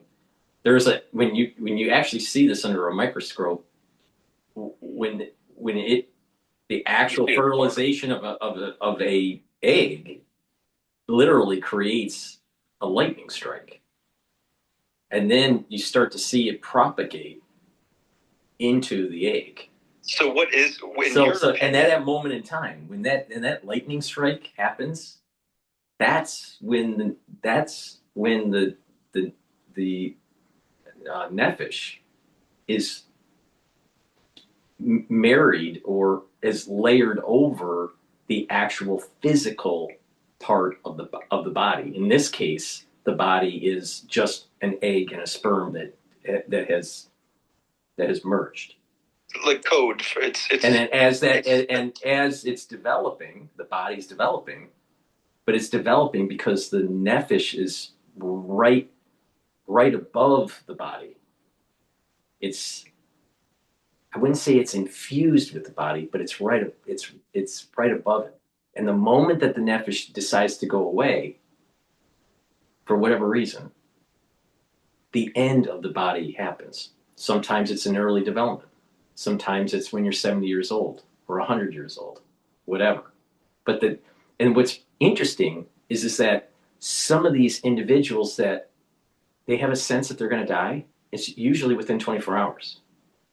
People have like a little hint, and according to Kabbalistic thought, is that the actual nephesh can leave the body 24 hours before. The body is still kind of lingering, but it's going to die. But the body, what we call body, its energy source to stay alive is the nephesh. All right. So my next question is on this idea of the ruah. Yeah. I find I like I want to get John into this as well. I always look at the Promethean myth of this techne that was given from the gods to this, say, let's just go with this analogy with the nephesh on top of this coating of biological machinery that allows it the ability through language, which I think is truly the fire. It's actually language that allows it to be this witness that he talks about of creating self-awareness to actually manipulate time in the sense that it can create metaphorical abstraction in which it allows it to create scenarios that exist in the future and in the past so that it can actually make decisions within the present. So it literally is a technology, so to speak, a gift from the gods that allows it the ability to manipulate time. Well, my first reaction to that, Don, is that when someone's saying the gift of the gods, this is really just a misunderstanding of the different attributes of the Sephiroth. And that people they get confused that one attribute of the Sephiroth is a god. So there's kingship, and there's foundation, and there's victory, and beauty, and there's all these different aspects of the tree of life. But when it's misunderstood, and when the Ruach is communicating to these different attributes of the tree of life, they would say, well, that must be a god. It must be a god. But it's not. It's really the quantum physics, for lack of a better term, of these souls that we're talking about. So that's just my take on it. John, I mean, you chime in. It's always interesting. I was just there being quiet, trying to add to the dialogue that which doesn't change.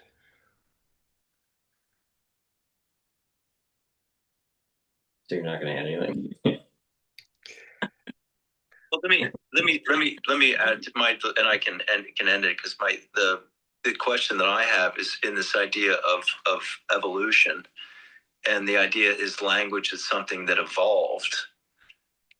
This idea of our ability to create words and then metaphors and then abstract, was that something done based on this philosophy,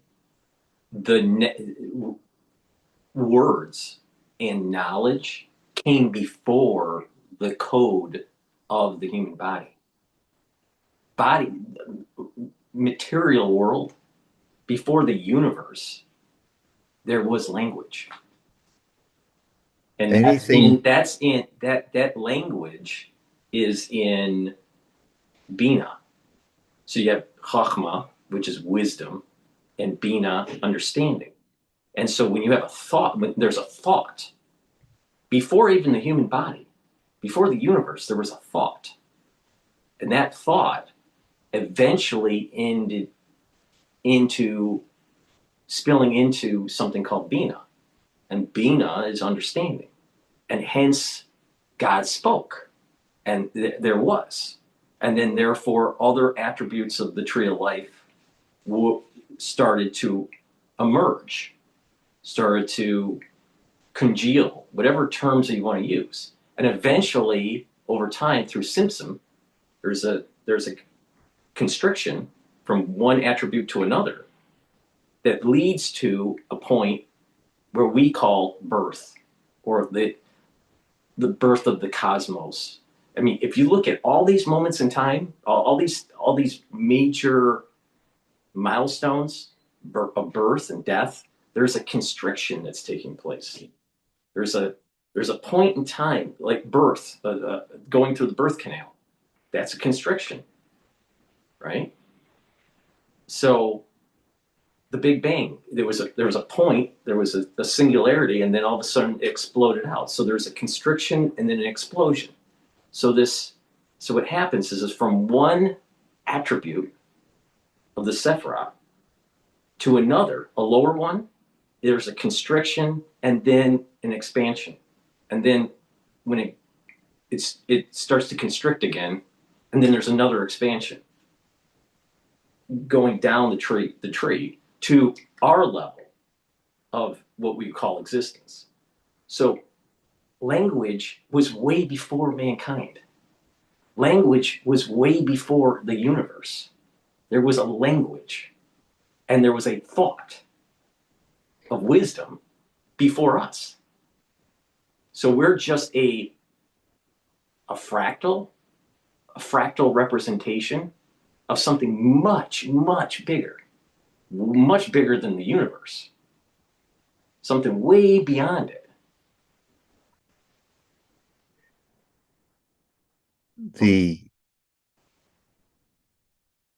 Everything that has been said is really great. Everything has been said. Everything that's been thought, conjured. There is something that is deeper than all of that. There is something that was there before the thought, before the idea, before the sound. And that's our very nature.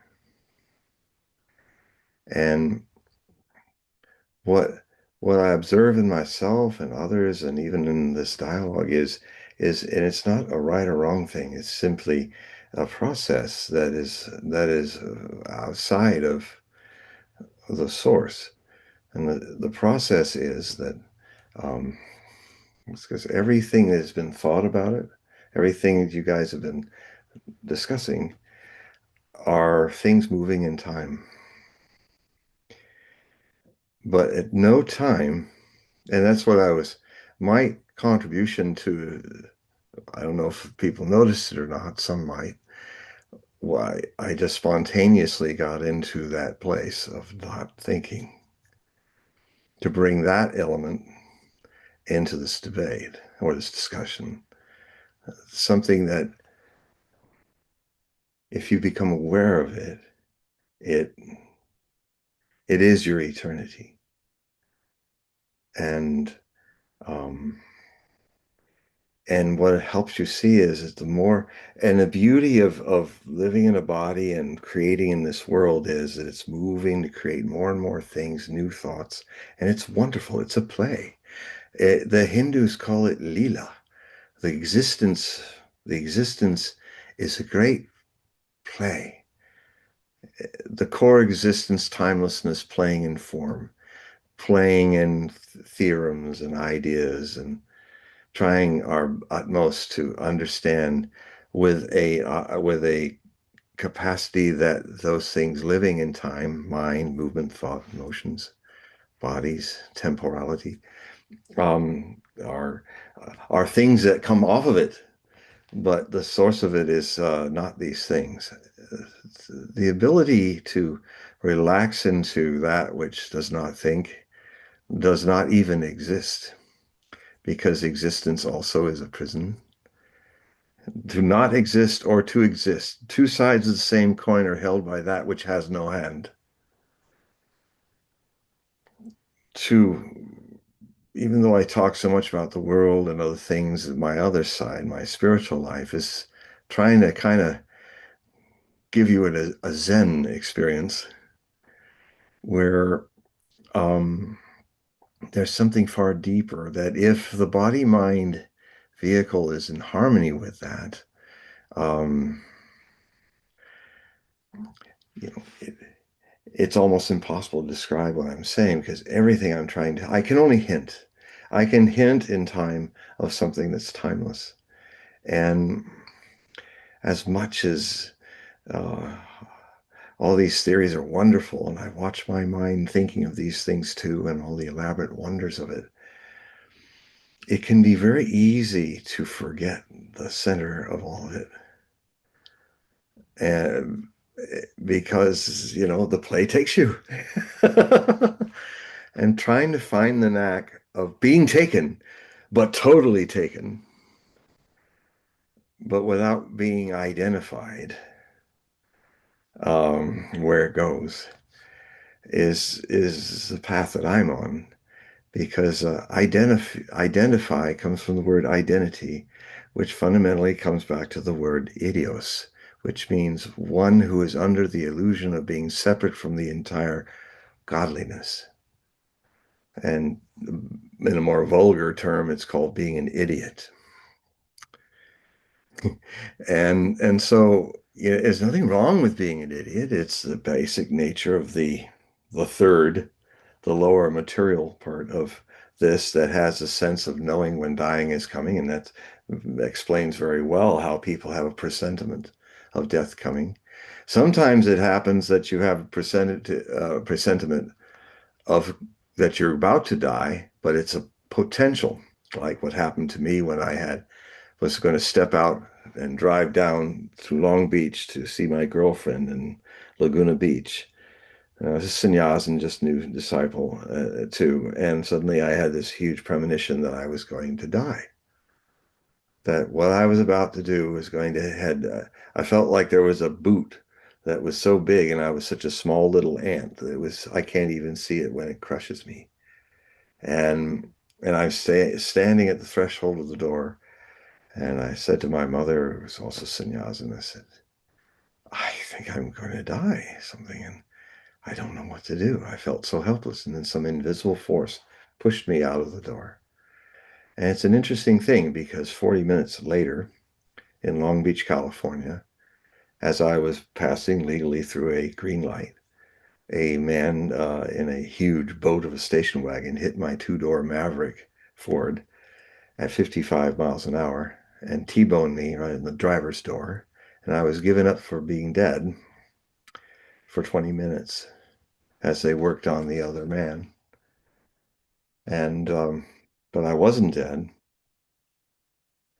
The moment of the collision, I witnessed my body, the world, earth, the sky, the car, all ripped like shreds of sheets. And I was thrown into an infinitely now goldenness, infinite goldenness. And in the infinite goldenness were those who were not thereing with me. where there was no time. So messages were perfectly received that were never uttered. It's sort of like that beautiful story when Subhuti, one of the disciples of Buddha, was sitting under one of these beautiful short little trees that have white flowers that usually during the monsoon season in India, they, in one night, snow all their white flowers just in one night. It's like a snowfall. So beautiful. I've seen this in the ashram in India.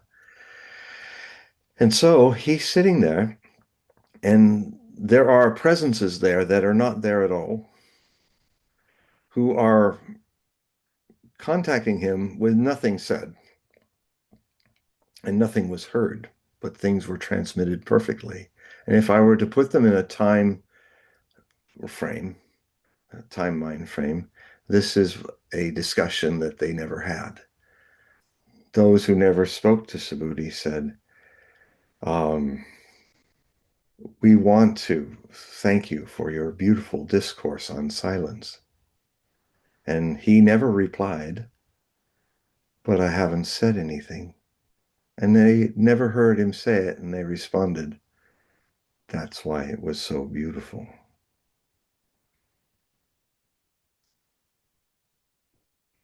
So these two presences that were never there are speaking to me that have also become nevermore. And they imparted upon me, if I put it into words, they said, we're here to tell you that you're back home, that in fact you never left. And we're also here to remind you that you made a decision to go back into life. And that was something because I really resisted coming back into this life. I have a memory of that. And they were saying, yeah, but you finally decided to go. And if you want to stay here, well, you've always been here. So if you want not to go back, that's perfectly fine. But we're here to remind you that if you do go back, it will be very beautiful. And I felt all this love and all this help and things that was possible. So I looked down at the lower vibratory reality, which was like lower music. And in there, I could see my wrecked car in Long Beach, California. And I impressed upon them without ever saying anything, I'm going to really kick myself for going back to Long Beach. So suddenly I was back in my car and I was looking at the Mala of Osho's picture, and I was very limber. I still am. Um, and so I was like way over, neck way over onto my lap. And the first normal thought in mind memory I had was, well, at least that isn't broken, the Mala. And then I sat up slowly and I looked at the drive shaft was bent. The dashboard had taken most of the 55-mile-an-hour force of the crash. I had a slight ache in the upper part of my very hard head that hit the window at 55 miles an hour in reaction to the T-boning. I was in seatbelt. And then I saw that the brake and the fuel pedal had tied themselves into a bow tie, and I giggled. I felt like I had been gone a million years. I felt a radiation of coolness coming off of me. And there was also to my side a tap, tap, tap, tap, tap, tap. I slowly looked over very calmly, and there's an ashen-faced paramedic with a guy with the jaws of life behind, ready to pull the cord and pull me out like a broken can. And he's going, ashen face, seems like he's looking at a dead body or something. Can you get out? And I looked down, saw that I still had a door on my side of the dark car, and I said, okay, very calm. I opened the door. I stepped out into an intersection that was absolutely flooded with gasoline. And there was a man who had kind of bozo hair with no hair on the top and no front teeth running with absolute joy. His suspenders were doing their best to hold his huge gut in place. They were like going, as he's running, splashing gas everywhere. The paramedics are still more in shock than I am. They're just, and he gets to me and he literally picks me up off my feet and hugs me and then puts me down. And he said, "Oh, son, it's a it's a miracle that you're alive."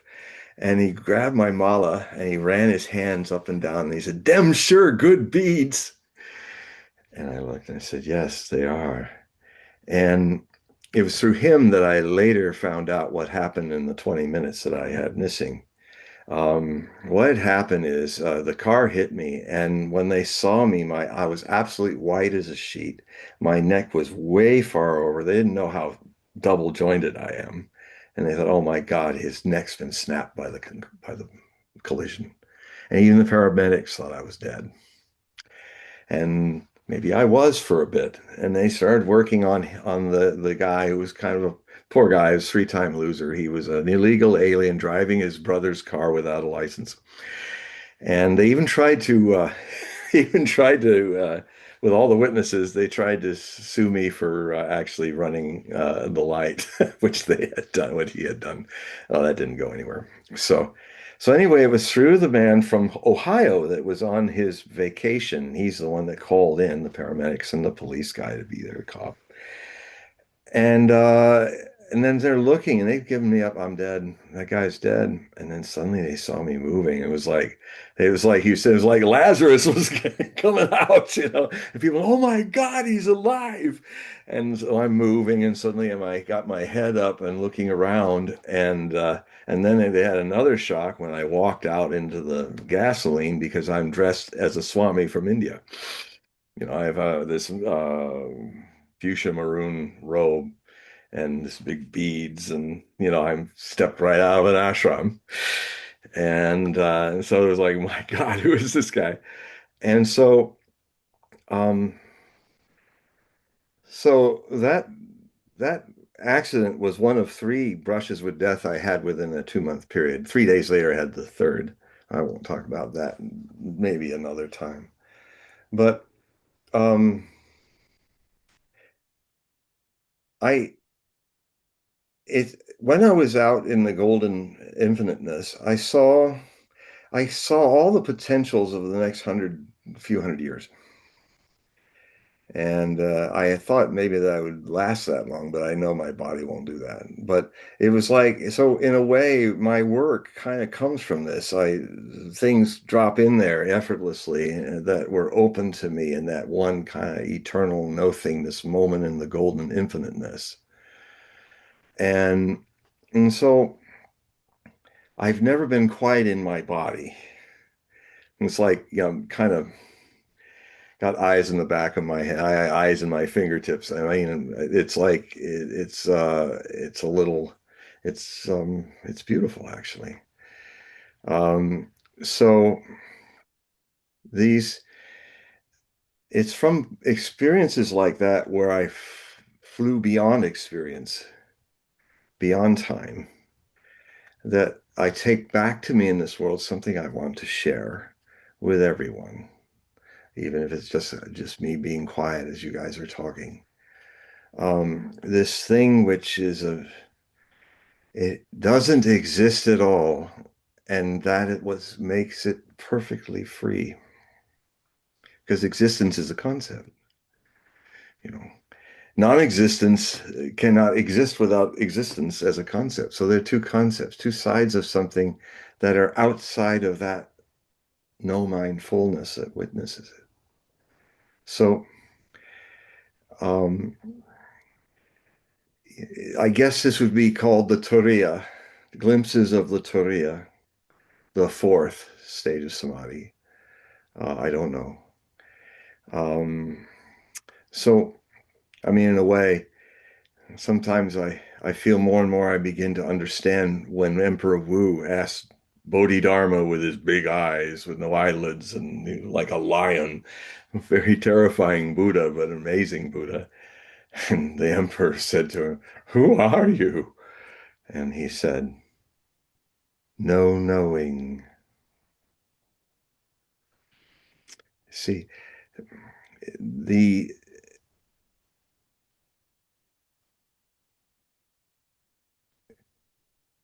so it's such a challenge to try to explain something which needs no explanation. But it's the only way to hint it with the thing that isn't it. So, All right, can I ask you a question? mm-hmm. One of the things that we talked last about when I asked you a question was the Ukrainian conflict. And I not to take it away from the spiritual aspect of, I think, what you were describing of this connection to this eternal. It's okay. You are taking it away, and that's okay. Well, I'm trying to make I'm trying to turn it into like, what is the experience that we have currently, where we're seeing endless conflict, and in our own, say, spiritual journey of sort of trying to connect to source. Is it these other, say, individual sparks are not connecting to the source? So do we have like this statistical do we have like the statistical Stop. Curve of Stop. people that are, yeah. Stop right now. Stop. Just be. It's very sincere what you're doing, but everything you're doing is getting all coiled up and, well, the first love of this, and if we can try, and there's a spark over here, all that. This is the mind. And the mind's a wonderful servant, but a terrible master. If you're coming from this space that is beyond all that and be in all of that, your mind can then work in that space of relaxedness. It just will work for you as a servant. But for all of us, mostly the mind is our terrible master. It's a tyrant, and even when we're more brilliant with the mind, sometimes we can get even more caught up in it. It's um, you're just thinking about all of this, and that's okay. What gets to be a problem is if you're identified as the thinker. You're not the thinker. I'm not the thinker. So there are certain techniques that I've learned from my master Osho, and really comes to a point where he once made a statement at the end of a book called "There's Only One Sky." It's about the Tibetan masters of the Pink Lotus Order, which Tilopa was the first, and then Milarepa was the third, and Marpa, and really great Tibetan tradition. But it got me. I was still very intellectually engaged with Osho's work, and I was reading this, and I was hoping there would be this big kind of ending, this climax, this kind of intellectual opening. But then he said something that was a real buzzkill. He said the book, he said, "Okay, now there comes a time when you have to put the books aside and take a jump." And I was scared because I was going to have to take a jump from what I was unfamiliar with, but which was something the mind can't grasp, because mind is a creature of time, and this thing is not in time. It's free of it, and if the source is remembered, and then if you can play with your mind and body and the changing world with it, it's quite a revolutionary, different insight into being a visitor of this world of time and temperateness. So, um, and I know where you're going in with the whole thing with Ukraine and all that, because I've been writing tens of thousands of words about it and doing things. So, but there's the mind cannot solve this problem, because it's the problem. When it's the problem, the mind is when we are identified as a mind. And so what I could say to you, if you email me, and anyone that's listening to this, what I can do is give you the next step to kind of understand this, it was a step I also had to take, is that I ended up going to my master in India, and I can share with you links and information to the meditation techniques that my teacher Osho had given me and other disciples, because what's wonderful about them is they are tailored for the needs of our times in this mind amplified world that we live in. And so I'm saying that and it's such a discussion like this, we've reached, when I said stop, it was not to be rude or anything, but I'm just simply being compassionate. I'm saying this thing I want to share with you now has to go beyond all the thinking. And the next step is to offer these techniques in an email, which I have, which will direct you to where the books are and some of the CDs for the music and all.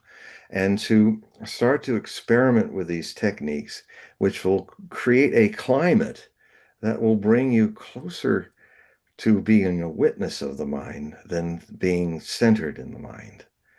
Um, and so I offer that to you. I'd be happy to send that. And to anyone who's listening, just go to I think the email's posted. I guess the email's posted, isn't it?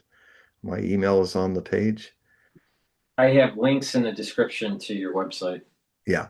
Well, you go to the website and then the contact button at the top of the website to contact me, uh, push that, and then I'll see it. And I will, and you just put meditation if you just want to say on the subject line.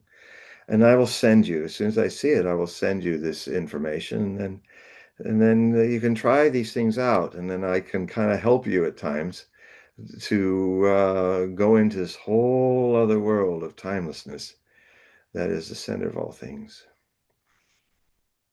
We have one last question, Okay. and someone typed it in. It's Thanks, from Don. I'm sorry I interrupted you, but I had to. But it's okay. is from Sir PMC. Now he wants to get your opinion about the Alberta independence referendum that's taking place in 2026. Well, the concept of not just in Canada, but also in the United States, there have been prophets in the United States back in the 1880s and earlier that saw the potential for not just well, they didn't see this. Something I saw years ago was that there's a battle of verbs that happens in this. I'll speak a bit about America before I get to Alberta. Is there's a there's a cycle of a struggle of the verb that we have in the United States in the way we address the country. Um, we we kind of unconsciously say now the United States is, but that's grammatically incorrect. Before the American Civil War, Americans said the United States are, like a union of sovereign states, more sovereign than federal, but with a weaker federal system. The Civil War happened, and after the bloodletting of many people in 4 years, we started to call it the United States is, as a united country. About 20 years ago, I started writing articles about how I see the verb is going to change again. And by the 2020s, it will really be changing. We want to go back to are, not is. And there are prophecies about this from the 1880s. Some very interesting, accurate, published authors were speaking about how they thought that the American Union may break up into more sovereign states as a potential. And that also includes potentials at Alberta, British Columbia. A lot of Western Canada has been thinking of being on its own out of the Canadian Union. And so it might even be possible that it might be a loose association of dominions and states that might interact as sovereign states in a larger confederation of states and provinces. That's very possible as one of the things that might happen in the coming decade from starting with next year. Okay. Well, that was the end of the questions. We're at the end of the show, but John, could you explain your periodicals and your readings so the individuals that are watching, we have a pretty good showing here today, Good. so they can sign up and help support your work? Yes, I have HogueProphecy.com, which, if you look at it on a laptop or if you look at it on a larger computer, you can read it pretty easy. It's We're soon going to get it fixed so that it'll be eye friendly on cell phones. That should happen in another month. But what I also have out, and that's basically where I put a lot of my thousands of articles since 2000 that I've written. But I'm putting a lot of them now on X. So if you just type in the search John Hogue, you'll run into those. I'm still loading them in, uh, starting from this now closing year to the present, and then they'll be loading in more often. So that's also a way to read it easily on X. But what I also do is I have the Hogue Prophecy Report, which is sent to an email, your email. It's a PDF file. It's an Adobe file, and on it, stamped with it, just after the table of contents and the opening picture, is in large font a ad for Adobe Liquid. So it's free. You can download it and then you put it on your phone and you can read any Adobe file formatted to your pleasure for what your eyes need on a cell phone. So that is already available for my Hogue Prophecy reports.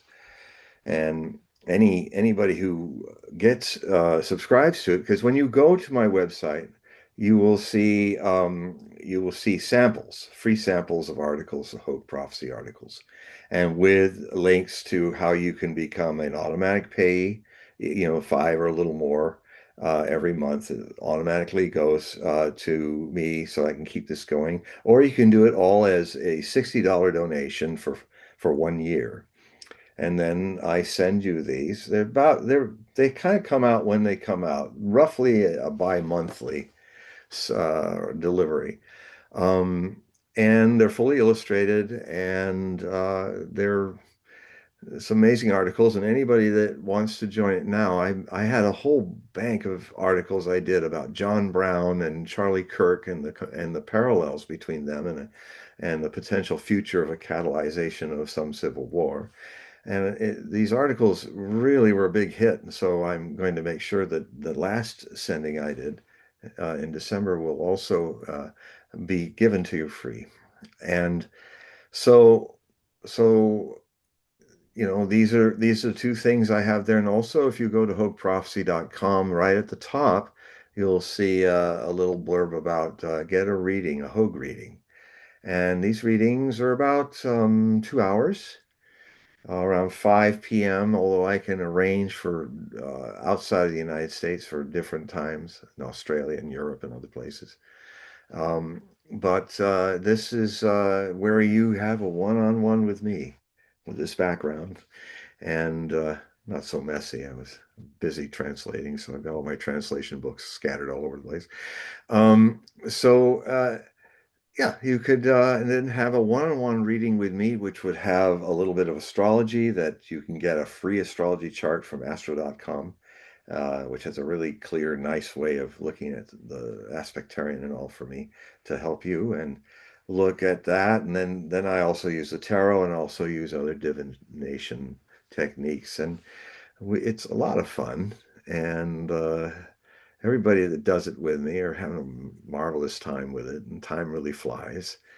And so that's another thing you can do. And if you send me an email that says Hogue reading, I will, when I see it in all thousands of emails, I'll get right back to you and give you a detailed account of what's needed in the reading, how to pay for it, and what the current times are. And then we'll lock down. And this is a good time to do it. It's a new year. So, it's definitely, and it's going to be definitely, I'm going to be in my readings. I'm going to be reading a lot about how this year will impact each person that reads this, because it's going to be the most significant year in history. So thus far, what's coming, and I will be saying more about 2026 in the near future. There's so much to talk about.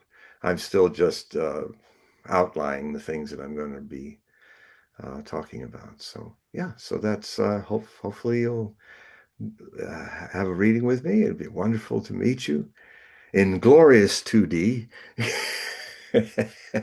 And I thank Paul and all of you for listening, and I thank especially all the people who ask questions and were patient with me. So everyone, please click the link that's in the description of this video and go to John's website and help support the work that he does. In addition, can you please ask your social media to subscribe to the channels that we have so we can accrete a larger audience as we do these shows? I think it's going to be very important as we move towards tumultuous times in 2026 and in 2027. And I think there's some unique insights that John has that needs to be spread, that the word needs to be spread, and we need your help. So please ask your social media to follow us. I greatly appreciate it. And again, please click the link and go to John's website and help support. Because And we're doing this for the audience to be informed, and it's all free. And it's important to help support this type of media stream. and what you can do right now is what I do with all of my sources. Just hit that like button. You can hit it right before the show happens. You can hit it when you feel, wow, this is great. You can hit it after the show. It'll say hit the one time you hit it, but it's so simple and so important and so easy, but so helpful to get the algorithms in YouTube to realize, oh, there's something going on here. More people are going in. So if all 4, 5, 600 of you do it now, YouTube's going to notice, and it's going to turn more attention to Paul and me and all of his other guests. Mm-hmm. Well, thank you everybody for attending, and we'll do this again 2 weeks or so. And I want everyone to have a happy new year, and we'll see you on the other side. Thank you for joining. Bye bye. Bye bye.